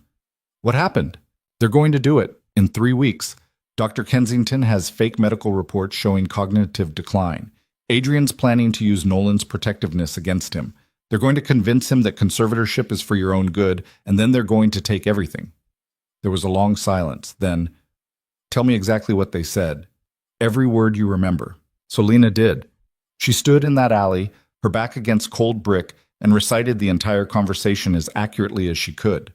The fake documentation, the timeline, the plan to discredit Catherine, the casual dismissal of Emma, the admission that beautiful things weren't as important as profitable ones. When she finished, Vivian was quiet for so long Lena thought the connection had dropped. "Vivian, are you there?" "I'm here." Her voice sounded tired, old. I knew it was bad. I didn't know it was this calculated. What do? We fight. But we need more than overheard conversation. We need proof, documentation, something that connects Dr. Kensington's reports to Adrian's payments. How do we get that? I don't know yet. Vivian exhaled slowly. But we have 3 weeks to figure it out. Can you keep watching them? Keep gathering information? Yes. But Vivian, they're planning to fire Catherine, to make her unemployable if she fights back. Catherine can take care of herself. She's tougher than Adrian thinks. A pause. But she needs to know what's coming. I'll handle that conversation. You focus on gathering evidence. There's something else. Lena's throat was tight. They talked about Emma, about how she'll forget you. Adrian said children are adaptable, like it was a good thing, like erasing you from her life was just a practical decision. Vivian's voice went hard. That's where he's wrong. That's where they're all wrong. Emma won't forget me, because I won't let this happen. How can you stop it if Nolan won't listen? Then we make him listen. We force him to see what Adrian really is. Vivian stopped. There's something I haven't told you about Nolan, about why he became this way. You said he lost his father and his wife. That's part of it. But there's more. Vivian's voice dropped. When Nolan's wife died, Adrian was the one who held him together. Stayed with him at the hospital, helped him plan the funeral, took care of all the details Nolan couldn't handle. Nolan thinks Adrian saved him, thinks he owes him everything. Lena's chest tightened. So Adrian has leverage, emotional leverage, the worst kind. Nolan can't see past his gratitude, can't imagine that the man who helped him through his darkest moment might be using that trauma against him. Then we show him, we prove it. How? Nolan won't meet with me, won't take my calls except for brief check-ins he controls. Adrian's made sure of that. Lena thought about Nolan's face at the restaurant, the anger, the protective fury, the absolute certainty that he was right. What if I talk to him? He hates you. He's angry at me. You said that's different. Lena leaned against the wall, her mind racing. What if I apologize? What if I tell him I was out of line at the restaurant, that I understand he was just protecting his mother? What if I make myself small enough that he stops seeing me as a threat? And then what? Then I plant seeds. Small ones, gentle ones. Questions that make him look at Adrian differently. Nothing obvious, nothing he can dismiss as an attack. Vivienne was quiet, considering. It's risky. If Adrian finds out you're working for me, he won't. I'm invisible, remember? People like him don't see people like me. Lena's jaw set. I spent 6 years hiding. Maybe it's time to use that. Nolan won't agree to meet with you. So I'll make him. I'll show up somewhere he has to be. Lena stopped. Where does he take Emma? Parks? Museums? Where does a billionaire single father spend time with a 5-year-old? Madison Park. Sunday mornings. They feed the ducks. Vivian's voice softened. It was something my husband started, a tradition. Nolan's kept it going. Then that's where I'll be. This Sunday. Lena, you don't have to. Yes, I do. Because in 3 weeks, Dr. Kensington is going to stand up in front of that board and lie about you. And if we don't stop him, if we don't give Nolan a reason to question what he thinks he knows, Adrian wins. He takes everything. And Emma grows up thinking her grandmother didn't care enough to fight for her. Another long silence, then, thank you for doing this, for risking. Don't thank me yet. I might make everything worse. Or you might save everything. Vivian's voice was gentle. Either way, you're trying. That's more than most people do. They hung up. Lena stood in the alley, her phone still clutched in her hand, reality settling over her like a weight. She'd just agreed to confront a man who'd publicly humiliated her. She'd just agreed to spy on people who could destroy her with a phone call. She'd just agreed to put herself directly in the line of fire. She was either brave or insane.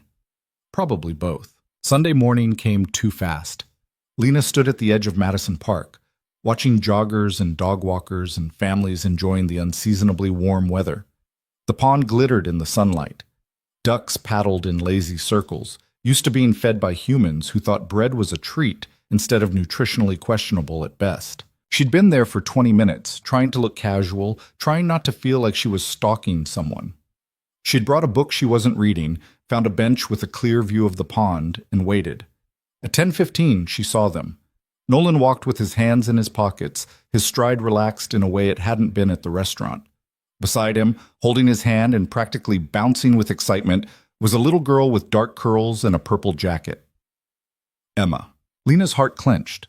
The kid was tiny, full of that particular energy that 5-year-olds had, like she was powered by sunshine and questions and an absolute certainty that the world was made for exploring.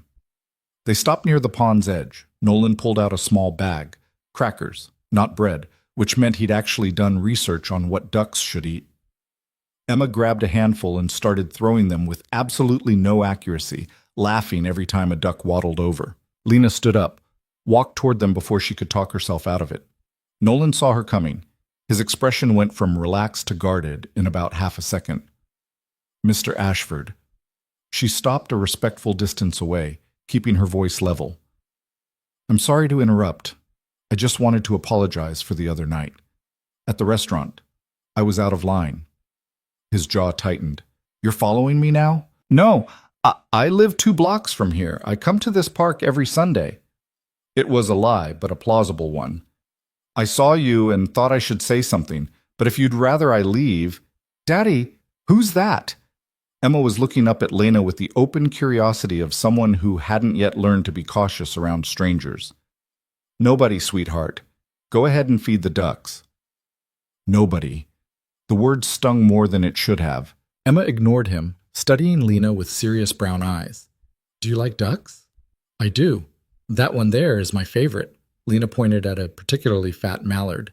He looks like he's the boss of all the other ducks. Emma giggled. That's Mr. Quackers. Daddy and I named him. He's always here. Emma. Nolan's voice was firm but gentle. We talked about talking to strangers. But she's not a stranger. She knows Mr. Quackers. Emma's logic was unassailable. She held out her bag of crackers. Do you want to feed them? Lena glanced at Nolan. His expression was stone, but he hadn't explicitly told her to leave. That was something. If your dad says it's okay. Emma turned to Nolan with pleading eyes. The kid was good. Probably had that look perfected. Nolan sighed. 5 minutes, then we're going to the playground. Emma cheered and grabbed Lena's hand, pulling her toward the pond with surprising strength for someone so small. Lena let herself be dragged, acutely aware of Nolan watching every move. You have to throw them far, Emma explained seriously. Otherwise, only Mr. Quackers gets them because he's bossy. The little ducks need food, too. That's very fair of you. Daddy says we have to think about everyone, not just the loud ones. Emma threw a cracker with impressive force. It landed about 3 feet away. Are you Daddy's friend? No, I work at a restaurant. I met your dad there. Oh, do you make pizza? I like pizza. I don't make it, but I serve it sometimes. That's important too. Daddy says everyone's job is important even if it doesn't make lots of money. Emma looked up at her. Why did you need to apologize? Out of the mouths of children. Lena crouched down to Emma's level. I said something to your dad's friend that I shouldn't have. I was trying to help, but I didn't ask permission first. That wasn't very polite of me. You should say sorry then. That's what I do when I'm not polite. I did say sorry, but sometimes sorry isn't enough. Sometimes you have to show people you mean it. Emma considered this with the seriousness of a Supreme Court justice. My teacher says sorry is a start, but actions matter more. Your teacher sounds smart. She is. She knows everything about dinosaurs and space. Emma threw another cracker. Do you know about space? A little bit. I know the moon is very far away. 238,000 miles, Emma announced proudly. I'm going to go there someday. And Mars, and maybe Jupiter, but Daddy says that one's too far. Lena smiled despite herself. Jupiter's pretty far. Maybe start with the moon. That's what Daddy says too. Emma's face fell slightly. Grandma says I can do anything. She always believes me. Lena's chest tightened. Your grandma sounds wonderful. She is, but she's busy now. She doesn't visit anymore. Emma's voice went quiet. I miss her. I bet she misses you too. Daddy says she's tired, that she needs rest. But I don't think that's true because before she was tired all the time, but she still came over. Emma looked up at Lena with eyes too knowing for a 5-year-old. I think something's wrong, but nobody will tell me what. Before Lena could respond, Nolan appeared. Emma, time for the playground. But I'm not done feeding. Now please. Emma's shoulders slumped, but she handed the cracker bag to Lena. You can finish. Make sure the little ducks get some. I will. I promise. Emma smiled, then grabbed her father's hand. Nolan didn't look at Lena as he started to walk away. Mr. Ashford, Lena called out. He stopped but didn't turn around. Your daughter's amazing. You're doing a good job. His shoulders tensed. For a moment she thought he might actually respond. Then he kept walking, Emma skipping beside him, chattering about the playground and Mr. Quacker's and all the places she was going to explore when she was older. Lena stood by the pond, holding a bag of crackers, watching them disappear into the trees. She'd planted a seed, small, almost invisible. Emma had told her something without meaning to, that she knew something was wrong with her grandmother, that she didn't believe the excuses, that she missed Vivian in a way that couldn't be explained away with simple words about rest and being busy. If Lena could make Nolan see what his daughter already knew, maybe there was hope. If she could make him question just one thing about Adrian's story, maybe the whole house of cards would collapse. If she could stay invisible long enough to matter, maybe she could actually help. She fed the rest of the crackers to the ducks, making sure the little ones got their share, and walked home through the Sunday morning sunshine with the taste of possibility and terror equally balanced on her tongue. 3 days later, Lena found herself standing outside the Ashford building again, this time carrying a manila envelope that felt like it weighed 1,000 pounds. Inside were copies of everything she'd gathered, detailed notes from the cafe, timestamps, direct quotes she'd memorized and written down the moment she got home. Vivian had told her to bring it all, had told her that today was the day they'd make their move. The problem was, Lena had no idea what that move actually entailed. Catherine Wu met her in the lobby this time, no pretense of secrecy. Her expression was grim. She's upstairs, conference room B. She wants you there before he arrives. Before who arrives? Nolan. She called him this morning, told him she needed to see him immediately, told him it was about Emma. Catherine's mouth thinned. He'll come. He always comes when it's about his daughter. That's manipulative. That's survival. Come on. The conference room was smaller than Lena expected, more intimate. A long table, leather chairs, windows overlooking the city. Vivian stood at those windows, her back straight, her hands clasped behind her. She didn't turn when they entered. He'll be angry, she said quietly. He'll feel ambushed, but I'm out of options. Adrian moves the conservatorship hearing up. It's in 1 week now, not 3. Lena's stomach dropped. What? Why? Because he's smart. Because he knows I'm planning something. One of his people must have seen us meeting, or maybe he's just cautious. Vivian finally turned around. She looked older in the harsh morning light, more fragile. We're out of time, so I'm doing the one thing I promised myself I wouldn't do. I'm forcing my son to choose. Between you and Adrian, between the truth and the comfortable lie he's been living. Vivian's expression was steel wrapped in silk. I need you to tell him everything you heard at the cafe, everything Adrian and Dr. Kensington said. He needs to hear it from someone who has nothing to gain from lying. He won't believe me. He thinks I know what he thinks, but you're going to tell him anyway, because you're the only witness I have, the only person who can testify to what Adrian is actually planning. The door opened. Nolan walked in like he owned the building, which technically he did. He saw his mother and his expression softened for just a second. Then he saw Lena and it went hard again. What is she doing here? Sit down, Nolan. Vivian's voice had that particular quality mothers perfected, gentle and immovable at the same time.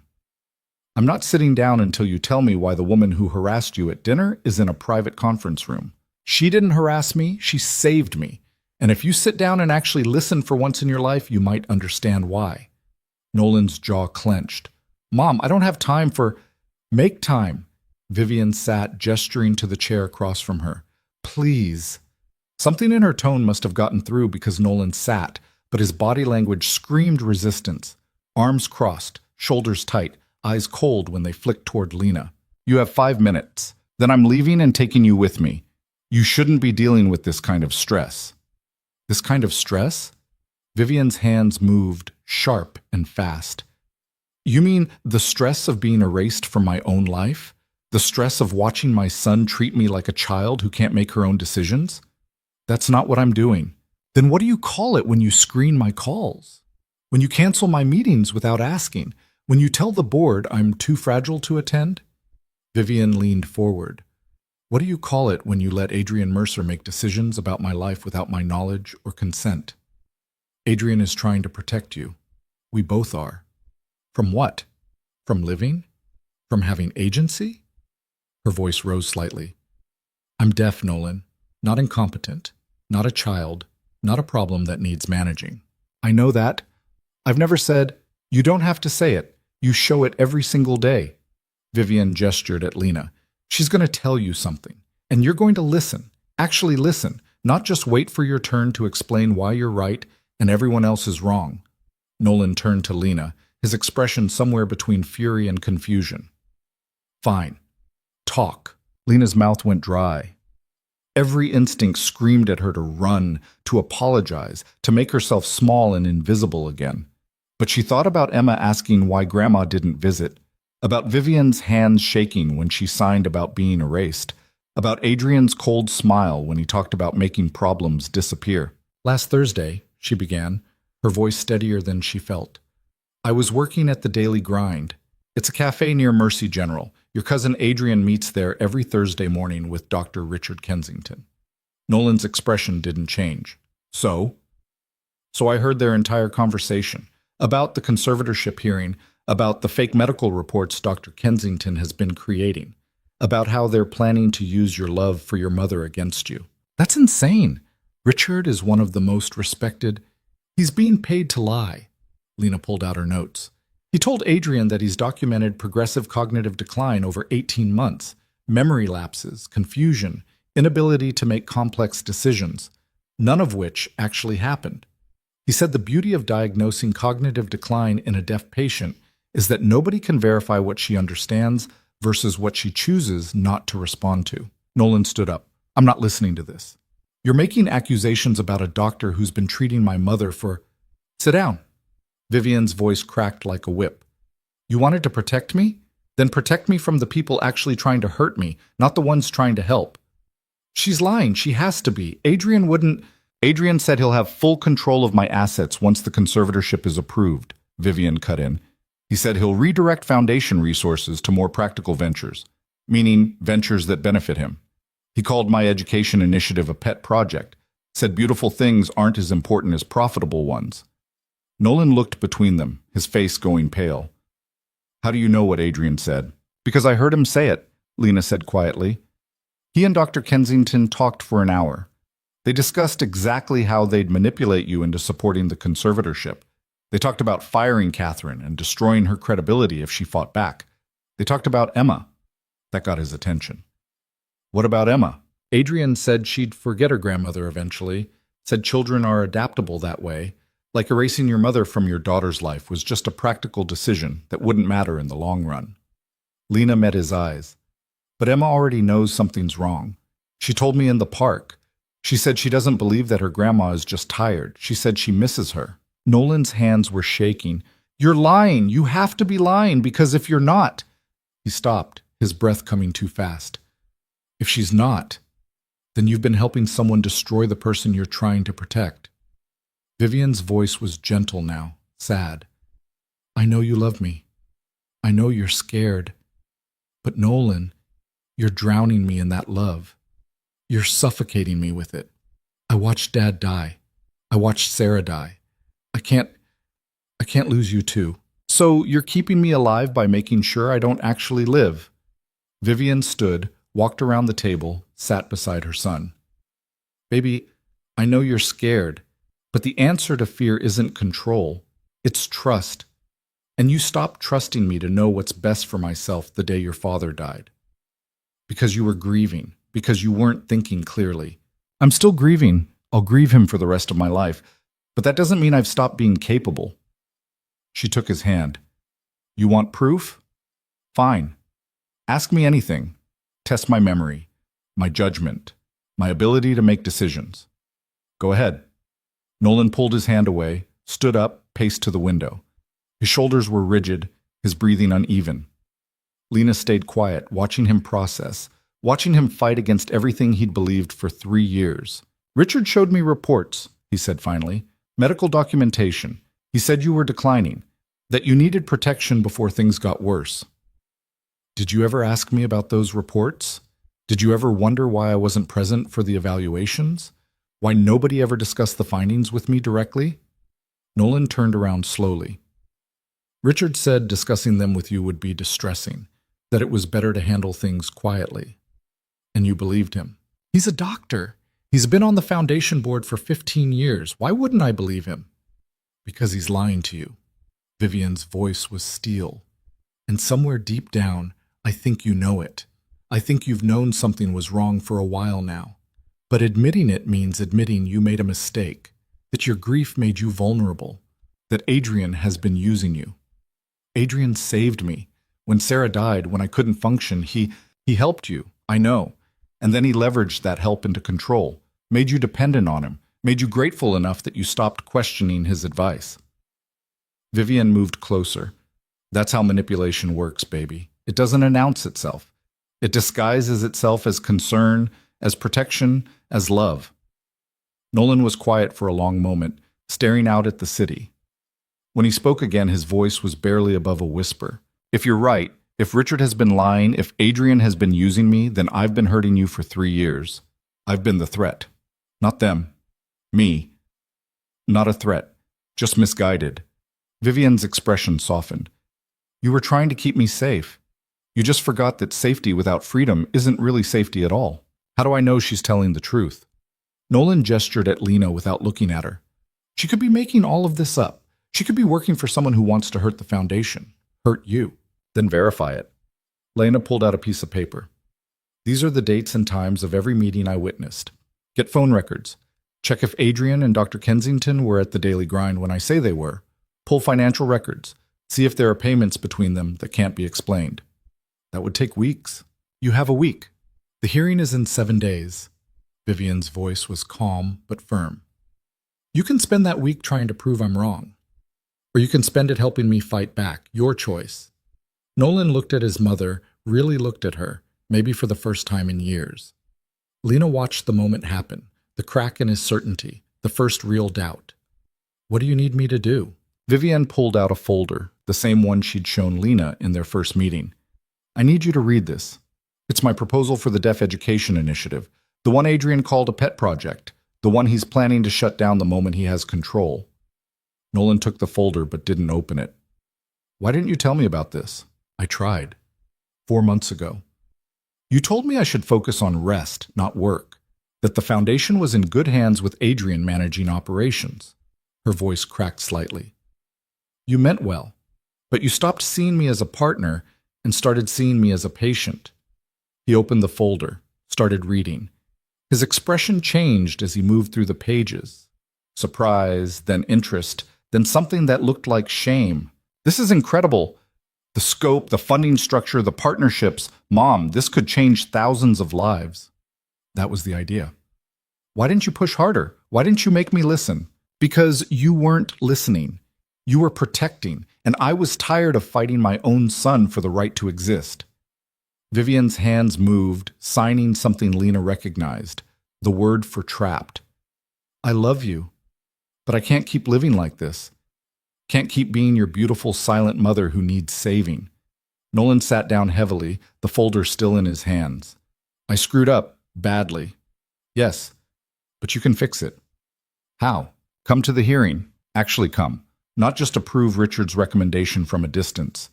Hear what he says. Watch how Adrian reacts. And if you see what Lena says you'll see, if you recognize the manipulation for what it is, then stand up and fight with me. And if I don't see it, if I still think Richard is right, then you'll put me in a cage and call it love. And I'll spend the rest of my life knowing my son cared more about keeping me safe than keeping me whole." Vivian's eyes were wet, but her voice stayed steady. "But I don't think that's what you'll do. Because despite everything, despite the grief and fear, you're your father's son. And he always fought for what was right, even when it was hard." Nolan was quiet for a long time, Then he looked at Lena. I owe you an apology for the restaurant, for assuming the worst. You were protecting your mother. I was treating her like property, like something I owned that needed guarding. He stood, walked over to where Lena sat. You saw her, actually saw her, and you were willing to risk your job to ask if she was okay. That took courage. Or stupidity. Sometimes they're the same thing. He extended his hand.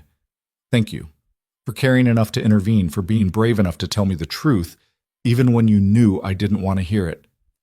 Lena shook his hand, feeling the weight of the moment. This man had publicly humiliated her, had gotten her suspended, had made her feel 2 inches tall. And now he was thanking her. What happens now? She asked. Nolan turned to his mother. I verify what she's told me. Pull records. Check facts. If even half of what you're saying is true. He stopped, his jaw clenching. Then Adrian and I are going to have a conversation he won't enjoy. Don't confront him yet. If he knows we're onto him, he'll move faster. Vivian's expression was sharp. We need him confident. Need him to think everything is going according to plan. So what do? We prepare. We gather every piece of evidence we can find. We build a case so airtight that when we walk into that hearing, Adrian won't have anywhere to hide. What about Dr. Kensington? Leave him to me. Vivian's smile was cold. I have friends on the medical board. People who remember when Richard was just starting out, when he needed help establishing his practice. People who might be very interested to learn he's been falsifying patient records. Nolan looked at his mother with something like awe. You've been planning this for a while. I've been surviving. There's a difference. She touched his face gently. I need you to trust me. Can you do that? Can you actually trust that I know what I'm doing? He covered her hand with his. I'm going to try. That's all I can promise right now. That's enough. For now. She pulled back, her expression businesslike again. Lena, I need you at that hearing, as a witness. You'll testify to what you heard Adrian and Richard planning. They'll tear me apart. I'm a waitress with no credentials, no credibility. You're a witness to a conspiracy. That's all the credibility you need. Vivian's eyes were intense. And they won't expect you. Adrian doesn't even know you exist. By the time he realizes what's happening, it'll be too late. What if they don't believe me? Then we lose, and Adrian wins. And every decision I've made, every fight I've fought, every moment I've spent building something meaningful gets erased because I couldn't convince my own son that I was worth listening to. Vivian's voice was matter-of-fact, but her hands were shaking slightly. No pressure.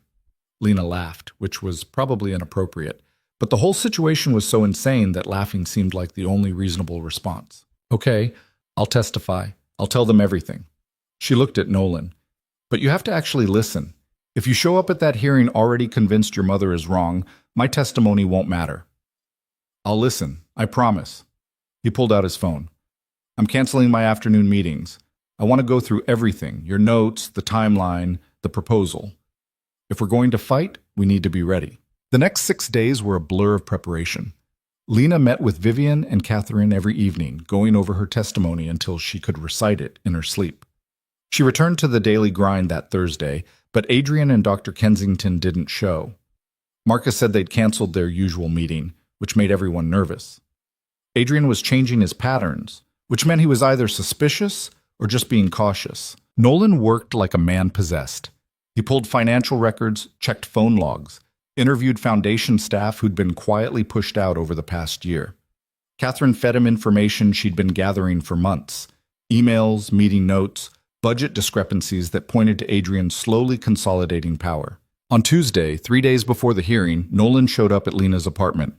She opened the door in sweatpants and an old t-shirt, her hair wet from the shower, completely unprepared for a billionaire to be standing in her hallway. How did you get my address? Catherine. He looked uncomfortable, out of place in the narrow hallway with its flickering fluorescent lights and smell of someone's burnt dinner. Can I come in? She let him in, acutely aware of how small her studio was, how the furniture was mismatched and the walls were thin and the whole place screamed poverty in a way that made her defensive. I know it's not much. It's fine. He wasn't looking at the apartment. He was looking at her.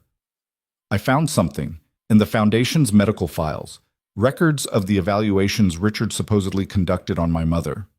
And? She was never there, not for a single one. Richard claims he did them at her home, that she was too tired to come to his office.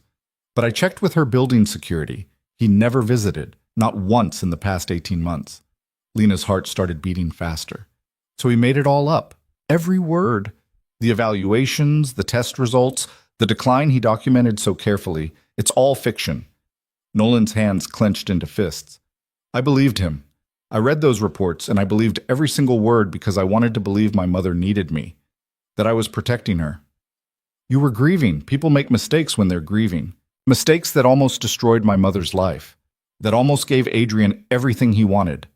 Nolan sat on her couch, his head in his hands. How did I not see it? How did I miss what was right in front of me? Lena sat beside him, keeping a careful distance. Because he was good at hiding it, and because you trusted him. That's not a character flaw, Nolan. That's being human. It almost cost me everything that matters. But it didn't. You're here now. You're fighting back. She paused. Why did you come here? You could have called. Because I wanted to thank you, properly.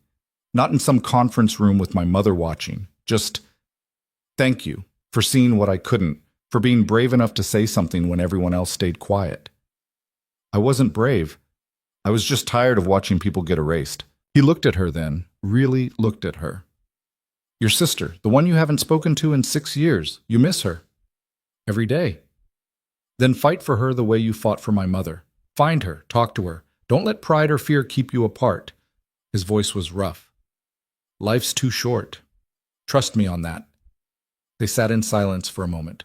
Two people who'd started as enemies and somehow ended up as allies in the strangest war either of them had ever fought. The hearing is Friday, Nolan said finally. 9 a.m., Foundation headquarters, boardroom on the 60th floor. My mother wants to present her education initiative, wants to show the board she's not just capable but visionary. And then we expose Adrian. What if it doesn't work? What if the board sides with him anyway? Then we lose. But at least we lose fighting instead of just accepting defeat. He stood, headed for the door. Get some rest. You're going to need it. He left, and Lena sat in her tiny apartment, watching the city lights through her window, wondering how her life had gotten so complicated. A month ago, her biggest worry was making rent. Now she was preparing to testify against a billionaire in front of a board of directors who could crush her without even noticing. She pulled out her phone, stared at it for a long time. Then, before she could talk herself out of it, she opened Facebook and typed in a name she hadn't searched for in 6 years. Maya Hart. The profile picture showed a woman laughing, her hands frozen mid-sign, her eyes bright with joy. She looked happy. Older, but happy. There was a man beside her in some of the photos, the same man their parents had hated, probably. They looked good together, looked right. Lena typed a message, deleted it, typed another one, deleted that too. Finally settled on something simple. I'm sorry for everything, for not fighting harder, for letting them push us apart. I miss you. If you ever want to talk, I'm here. I'll always be here. She hit send before fear could stop her. Then she turned off her phone and went to bed, knowing she wouldn't sleep but trying anyway. Friday morning arrived with gray skies and the threat of rain. Lena dressed carefully, the same black pants and gray blouse she'd worn to meet Vivian that first time. Professional but not pretentious. Forgettable in all the right ways. The Ashford building looked different now that she knew what was at stake. Not just a tower of glass and steel, but a battlefield. She rode the elevator to the 60th floor, her stomach churning, her hands shaking slightly. Catherine met her at the elevator, pressed a folder into her hands. Your testimony. Notes, timeline, everything you need. Vivian's already inside. So is Adrian. So is Nolan. Is Dr. Kensington here? Not yet. He'll arrive exactly at 9. He's always punctual. Catherine's expression was fierce. You're doing the right thing. Remember that when they try to make you doubt yourself. The boardroom was massive, all dark wood and leather chairs and windows that overlooked the city like they owned it. 12 people sat around the table, the Foundation's board of directors, all of them older, all of them powerful, all of them looking at Lena like she was a bug that had wandered into their meeting. Vivian sat at the head of the table, regal and calm. Nolan sat to her right, his expression carefully neutral. And to her left sat Adrian Mercer, looking every inch the trusted family advisor in his perfect suit and perfect smile. He didn't even glance at Lena when she entered. She was invisible to him, just like she'd planned. Dr. Kensington arrived at exactly 9 a.m., carrying his leather briefcase and his air of professional authority. He nodded at Adrian, smiled at Vivian with practiced sympathy, and took his seat. The chairman, an older man with silver hair and kind eyes, called the meeting to order. We're here to discuss Dr. Kensington's recommendation regarding Mrs. Ashford's capacity to continue managing her foundation responsibilities. Dr. Kensington, you have the floor. This was it. The moment where everything either worked or fell apart. Lena gripped her folder and prepared to fight. Dr. Kensington stood with the kind of confidence that came from years of never being questioned. He opened his briefcase, pulled out a stack of papers thick enough to look authoritative, and began speaking in that measured clinical tone doctors used when they wanted to sound objective while delivering a predetermined verdict. Members of the board, thank you for your time today. I know you're all busy, so I'll be direct. Over the past 18 months, I've been conducting regular evaluations of Mrs. Ashford's cognitive function. What I've observed is a progressive decline that, while subtle at first, has accelerated in recent months. He passed copies of his reports around the table. Lena watched the board members flip through them, their expressions shifting from polite attention to concern. Mrs. Ashford exhibits classic signs of early-stage dementia, memory lapses, difficulty processing complex information, periods of confusion.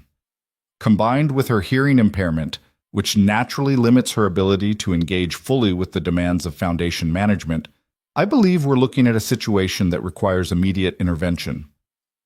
Intervention? One of the board members, a woman in her 60s with sharp eyes, looked up. What kind of intervention? A conservatorship. Someone to manage her affairs, make decisions in her best interest, protect her from those who might take advantage of her vulnerability. Dr. Kensington's expression was perfectly sympathetic. I know this is difficult to hear. Mrs. Ashford is beloved by all of us, but our affection for her can't blind us to her medical reality. Adrian shifted in his seat, preparing to speak, but Vivian held up one hand. Her expression was serene, almost amused. Dr. Kensington, I have a question. He blinked, clearly not expecting to be interrupted. Of course, Mrs. Ashford.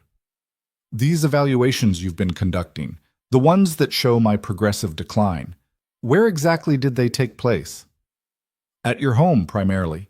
You indicated that coming to my office was too taxing. Interesting. Vivian's smile didn't waver. Because my building security logs show you haven't visited my home once in the past 18 months. Not a single time.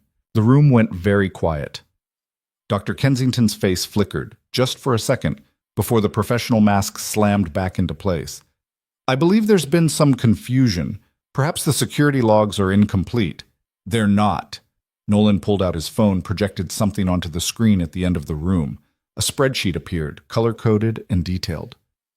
These are the complete visitor logs for my mother's building going back 2 years. Your name doesn't appear, not once. I may have used a different entrance. There is no different entrance. There's one lobby, one security desk, one log. Nolan's voice was cold. So either you're lying about conducting these evaluations, or you're admitting you falsified security records. Which is it?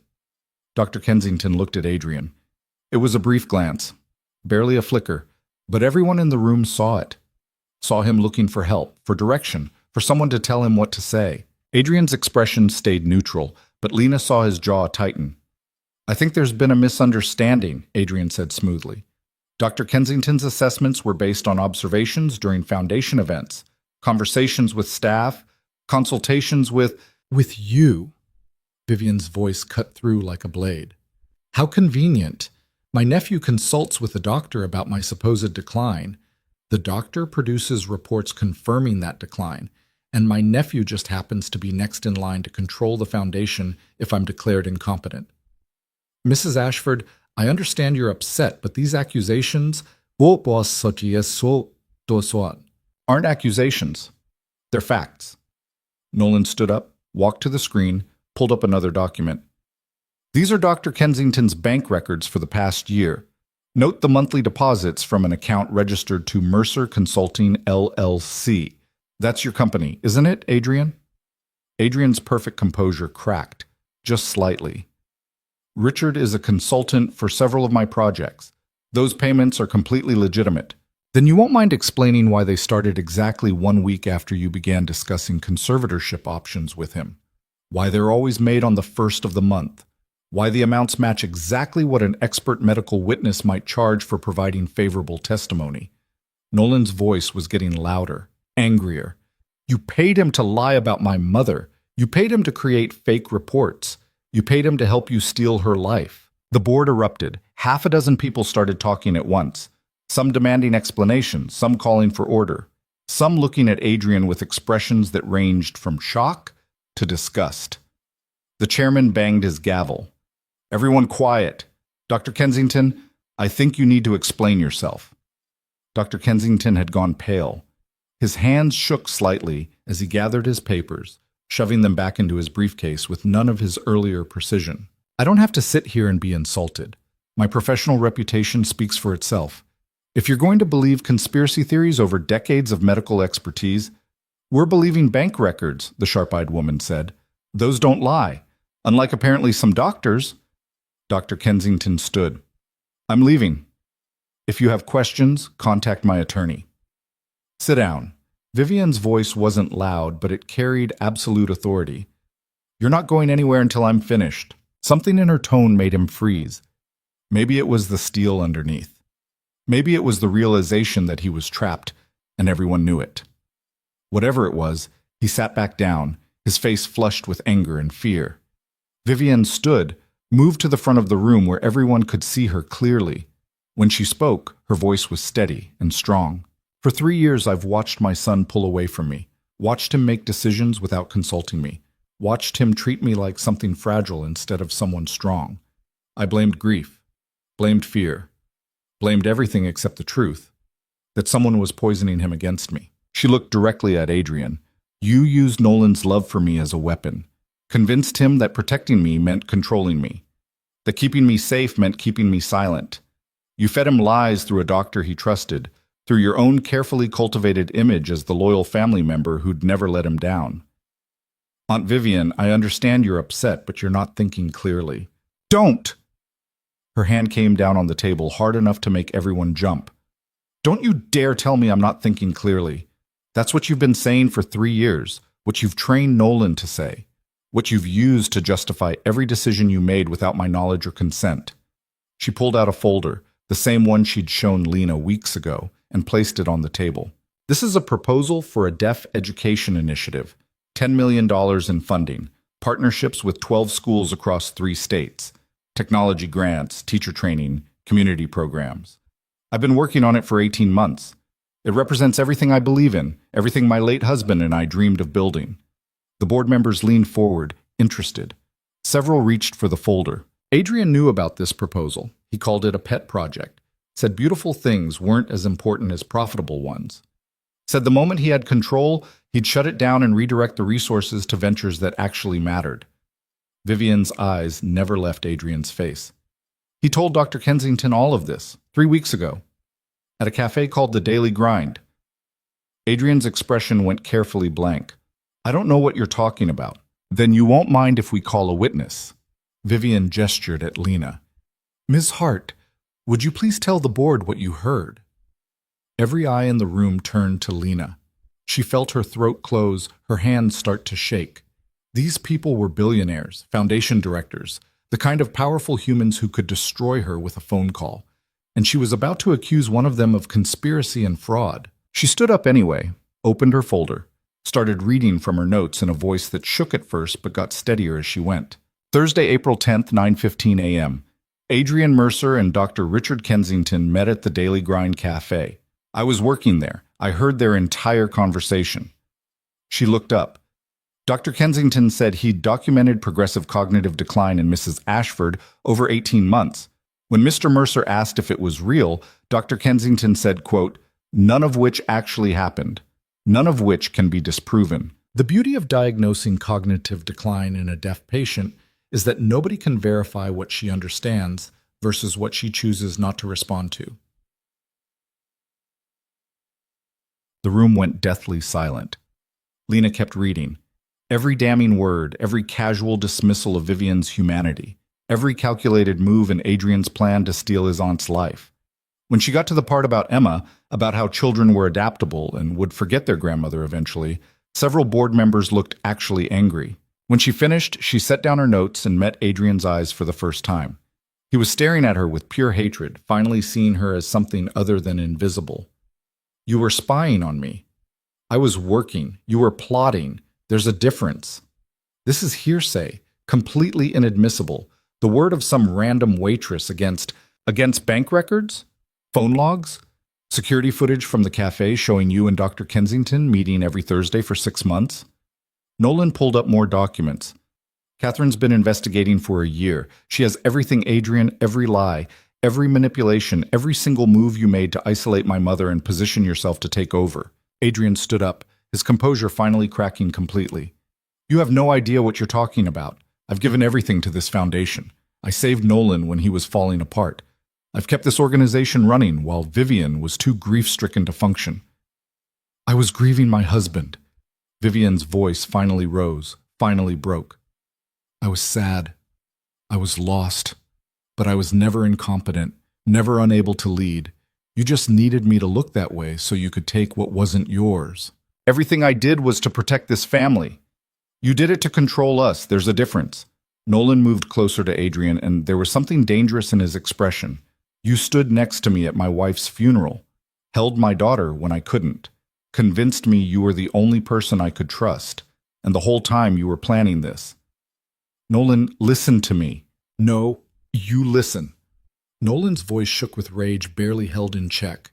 "You used my grief as a weapon, used my fear of losing my mother to manipulate me into becoming her jailer. You made me the villain in her story while you played the hero. And I was so desperate to protect what I had left that I didn't see it." Adrian looked around the room, seeing no allies, no escape. "You're making a mistake. All of you. Vivian needs protection.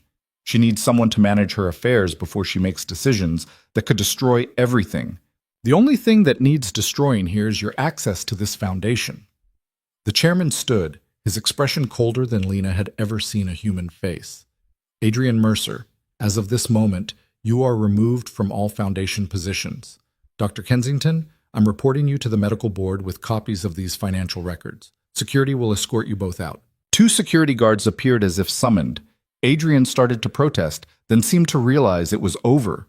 He grabbed his briefcase, his face twisted with fury and something that looked like genuine hurt. "You'll regret this. All of you. I made this foundation what it is. Without me, without you, we'll be honest. We'll be ethical. We'll be what we were always supposed to be." Vivian's voice was quiet but absolute. "Get out of my building." They escorted Adrian and Dr. Kensington out. The room stayed quiet until the door closed behind them. Then the chairman turned to Vivian. "Mrs. Ashford, I owe you an apology. We all do. We should have questioned these reports, should have insisted on speaking with you directly, should have remembered that disability doesn't equal incompetence." Vivian sat back down, suddenly looking exhausted. "But you didn't. Because it's easier to believe that deaf people are less capable, easier to let someone else make our decisions for us, easier to pretend we're too fragile to handle our own lives." The sharp-eyed woman spoke up. "You're right, and we failed you. The question is, how do we fix it?" Vivian pulled herself together, that steel core reasserting itself. "You approve my education initiative. You give me full authority over its implementation. And you remember that this foundation was built by 2 people, my husband and me. His death doesn't erase my contribution. Done." The chairman didn't even hesitate. "All in favor?" Every hand went up. Unanimous. "Mrs. Ashford, you have full approval and funding for your initiative. I look forward to seeing what you build." He paused. "And I think we need to discuss adding more diverse voices to this board. People who understand that disability is just another way of being human." The meeting dissolved after that. Board members came up to Vivian, some apologizing, some asking questions about the initiative, some just touching her hand like they needed to prove she was real. Nolan stood off to the side, watching his mother reclaim her power, his expression complicated. Lena started to slip away, but Vivian caught her arm. "Stay, please." So Lena stayed, watched Vivian transform from the silent, patient woman at the restaurant into the force of nature she'd always been. watched her command the room with nothing but her presence and her absolute refusal to be diminished. When the last board member finally left, it was just the four of them: Vivian, Nolan, Catherine, and Lena. Vivian sat down heavily, the exhaustion finally showing. "Well, that was terrifying. You were amazing." Catherine's voice was thick with emotion. "The way you faced him down, I was shaking the entire time. I thought I might actually pass out." Vivian looked at her hands. They were trembling slightly. "But I couldn't let him see it, couldn't give him the satisfaction." Nolan crouched beside his mother's chair. "Mom, I'm sorry. For everything.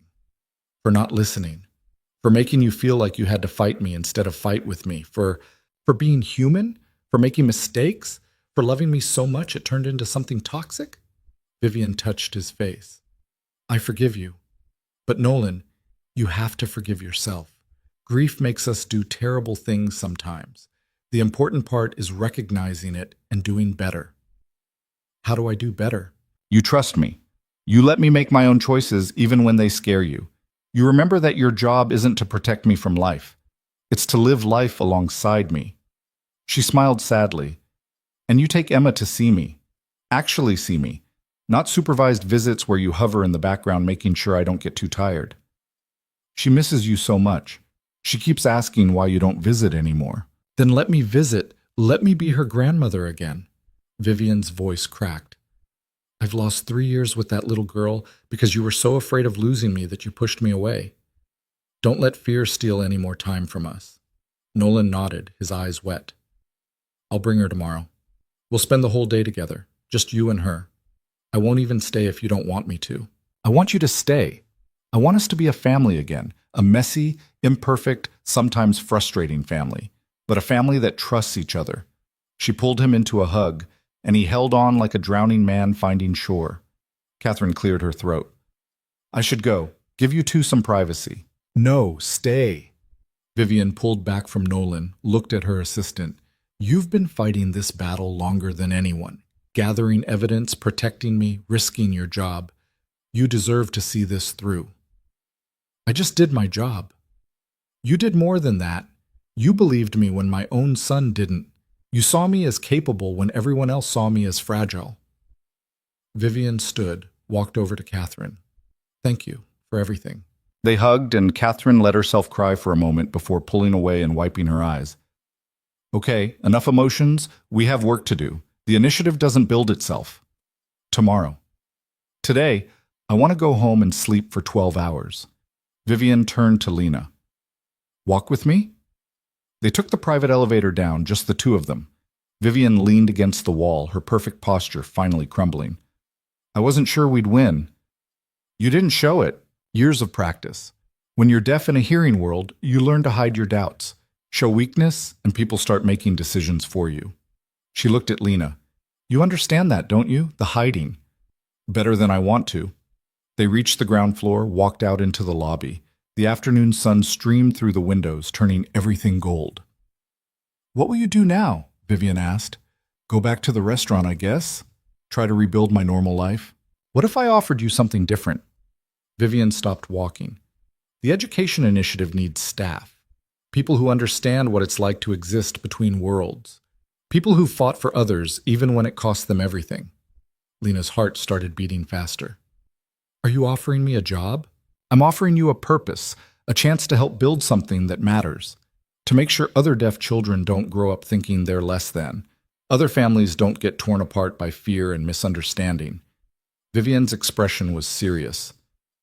"It won't pay as much as you probably deserve. The hours will be long, the work will be hard, but it will matter. Does that interest you?"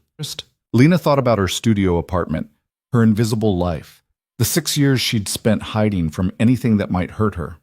Thought about Maya somewhere out there, living her life, maybe reading the message Lena had sent. "Yes," she said, "it interests me." "Good. Report Monday morning. Catherine will have your contract ready."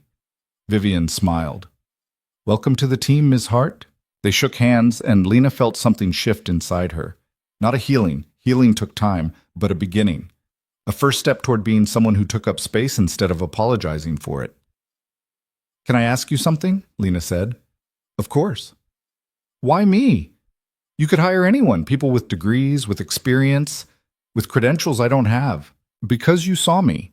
In a restaurant full of people, you were the only one who looked at me and saw a person who needed help instead of a problem to be managed. Vivian's eyes were bright. That's not something you can teach. That's not something you learn in school. That's just who you are. And it's exactly what this initiative needs. A car pulled up, Vivian's driver. She squeezed Lena's hand once more. Thank you. For being brave when I needed you to be. For fighting for me when you had every reason to walk away. Thank you for trusting me. For giving me a reason to stop hiding. Vivian got in the car and drove away, leaving Lena standing on the sidewalk watching the city move around her. She pulled out her phone and checked her messages. One new message from Maya. I can't believe you actually messaged me. I've been wanting to reach out for years, but I thought you hated me.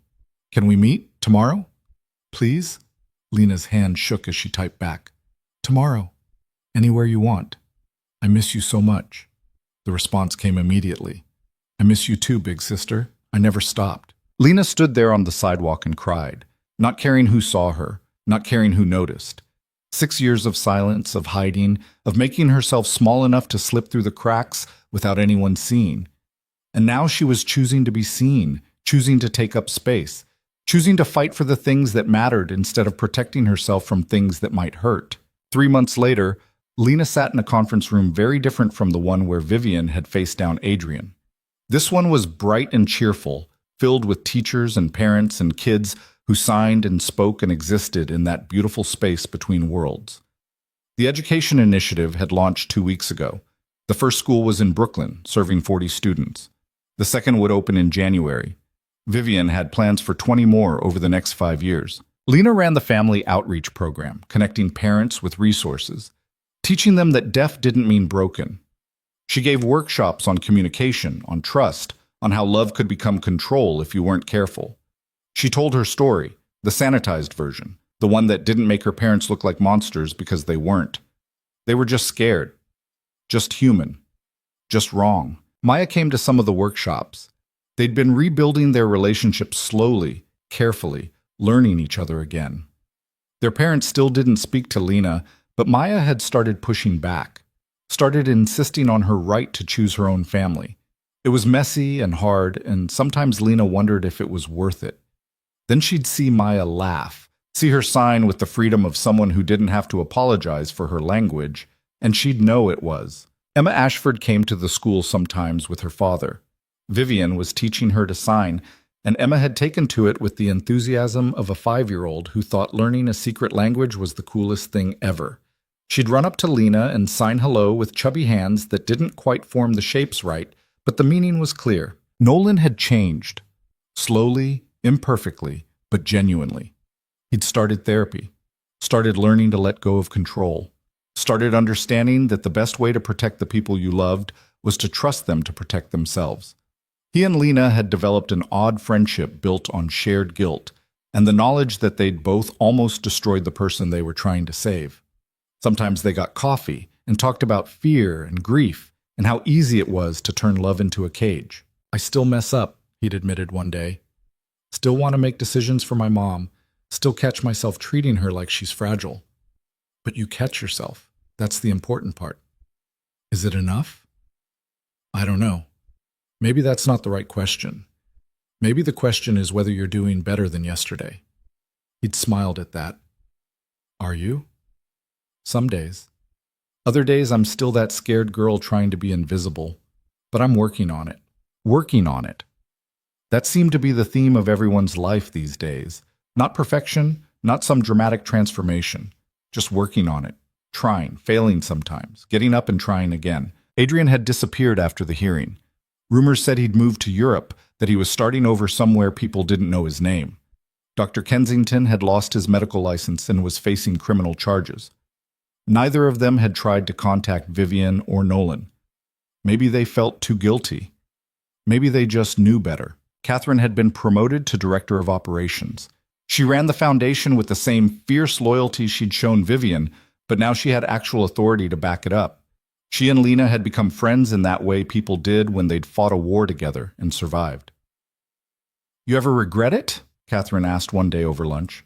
Getting involved? You could have just stayed invisible. Every day, Lena admitted, and also never. It's complicated. Everything worth doing usually is. The workshop ended.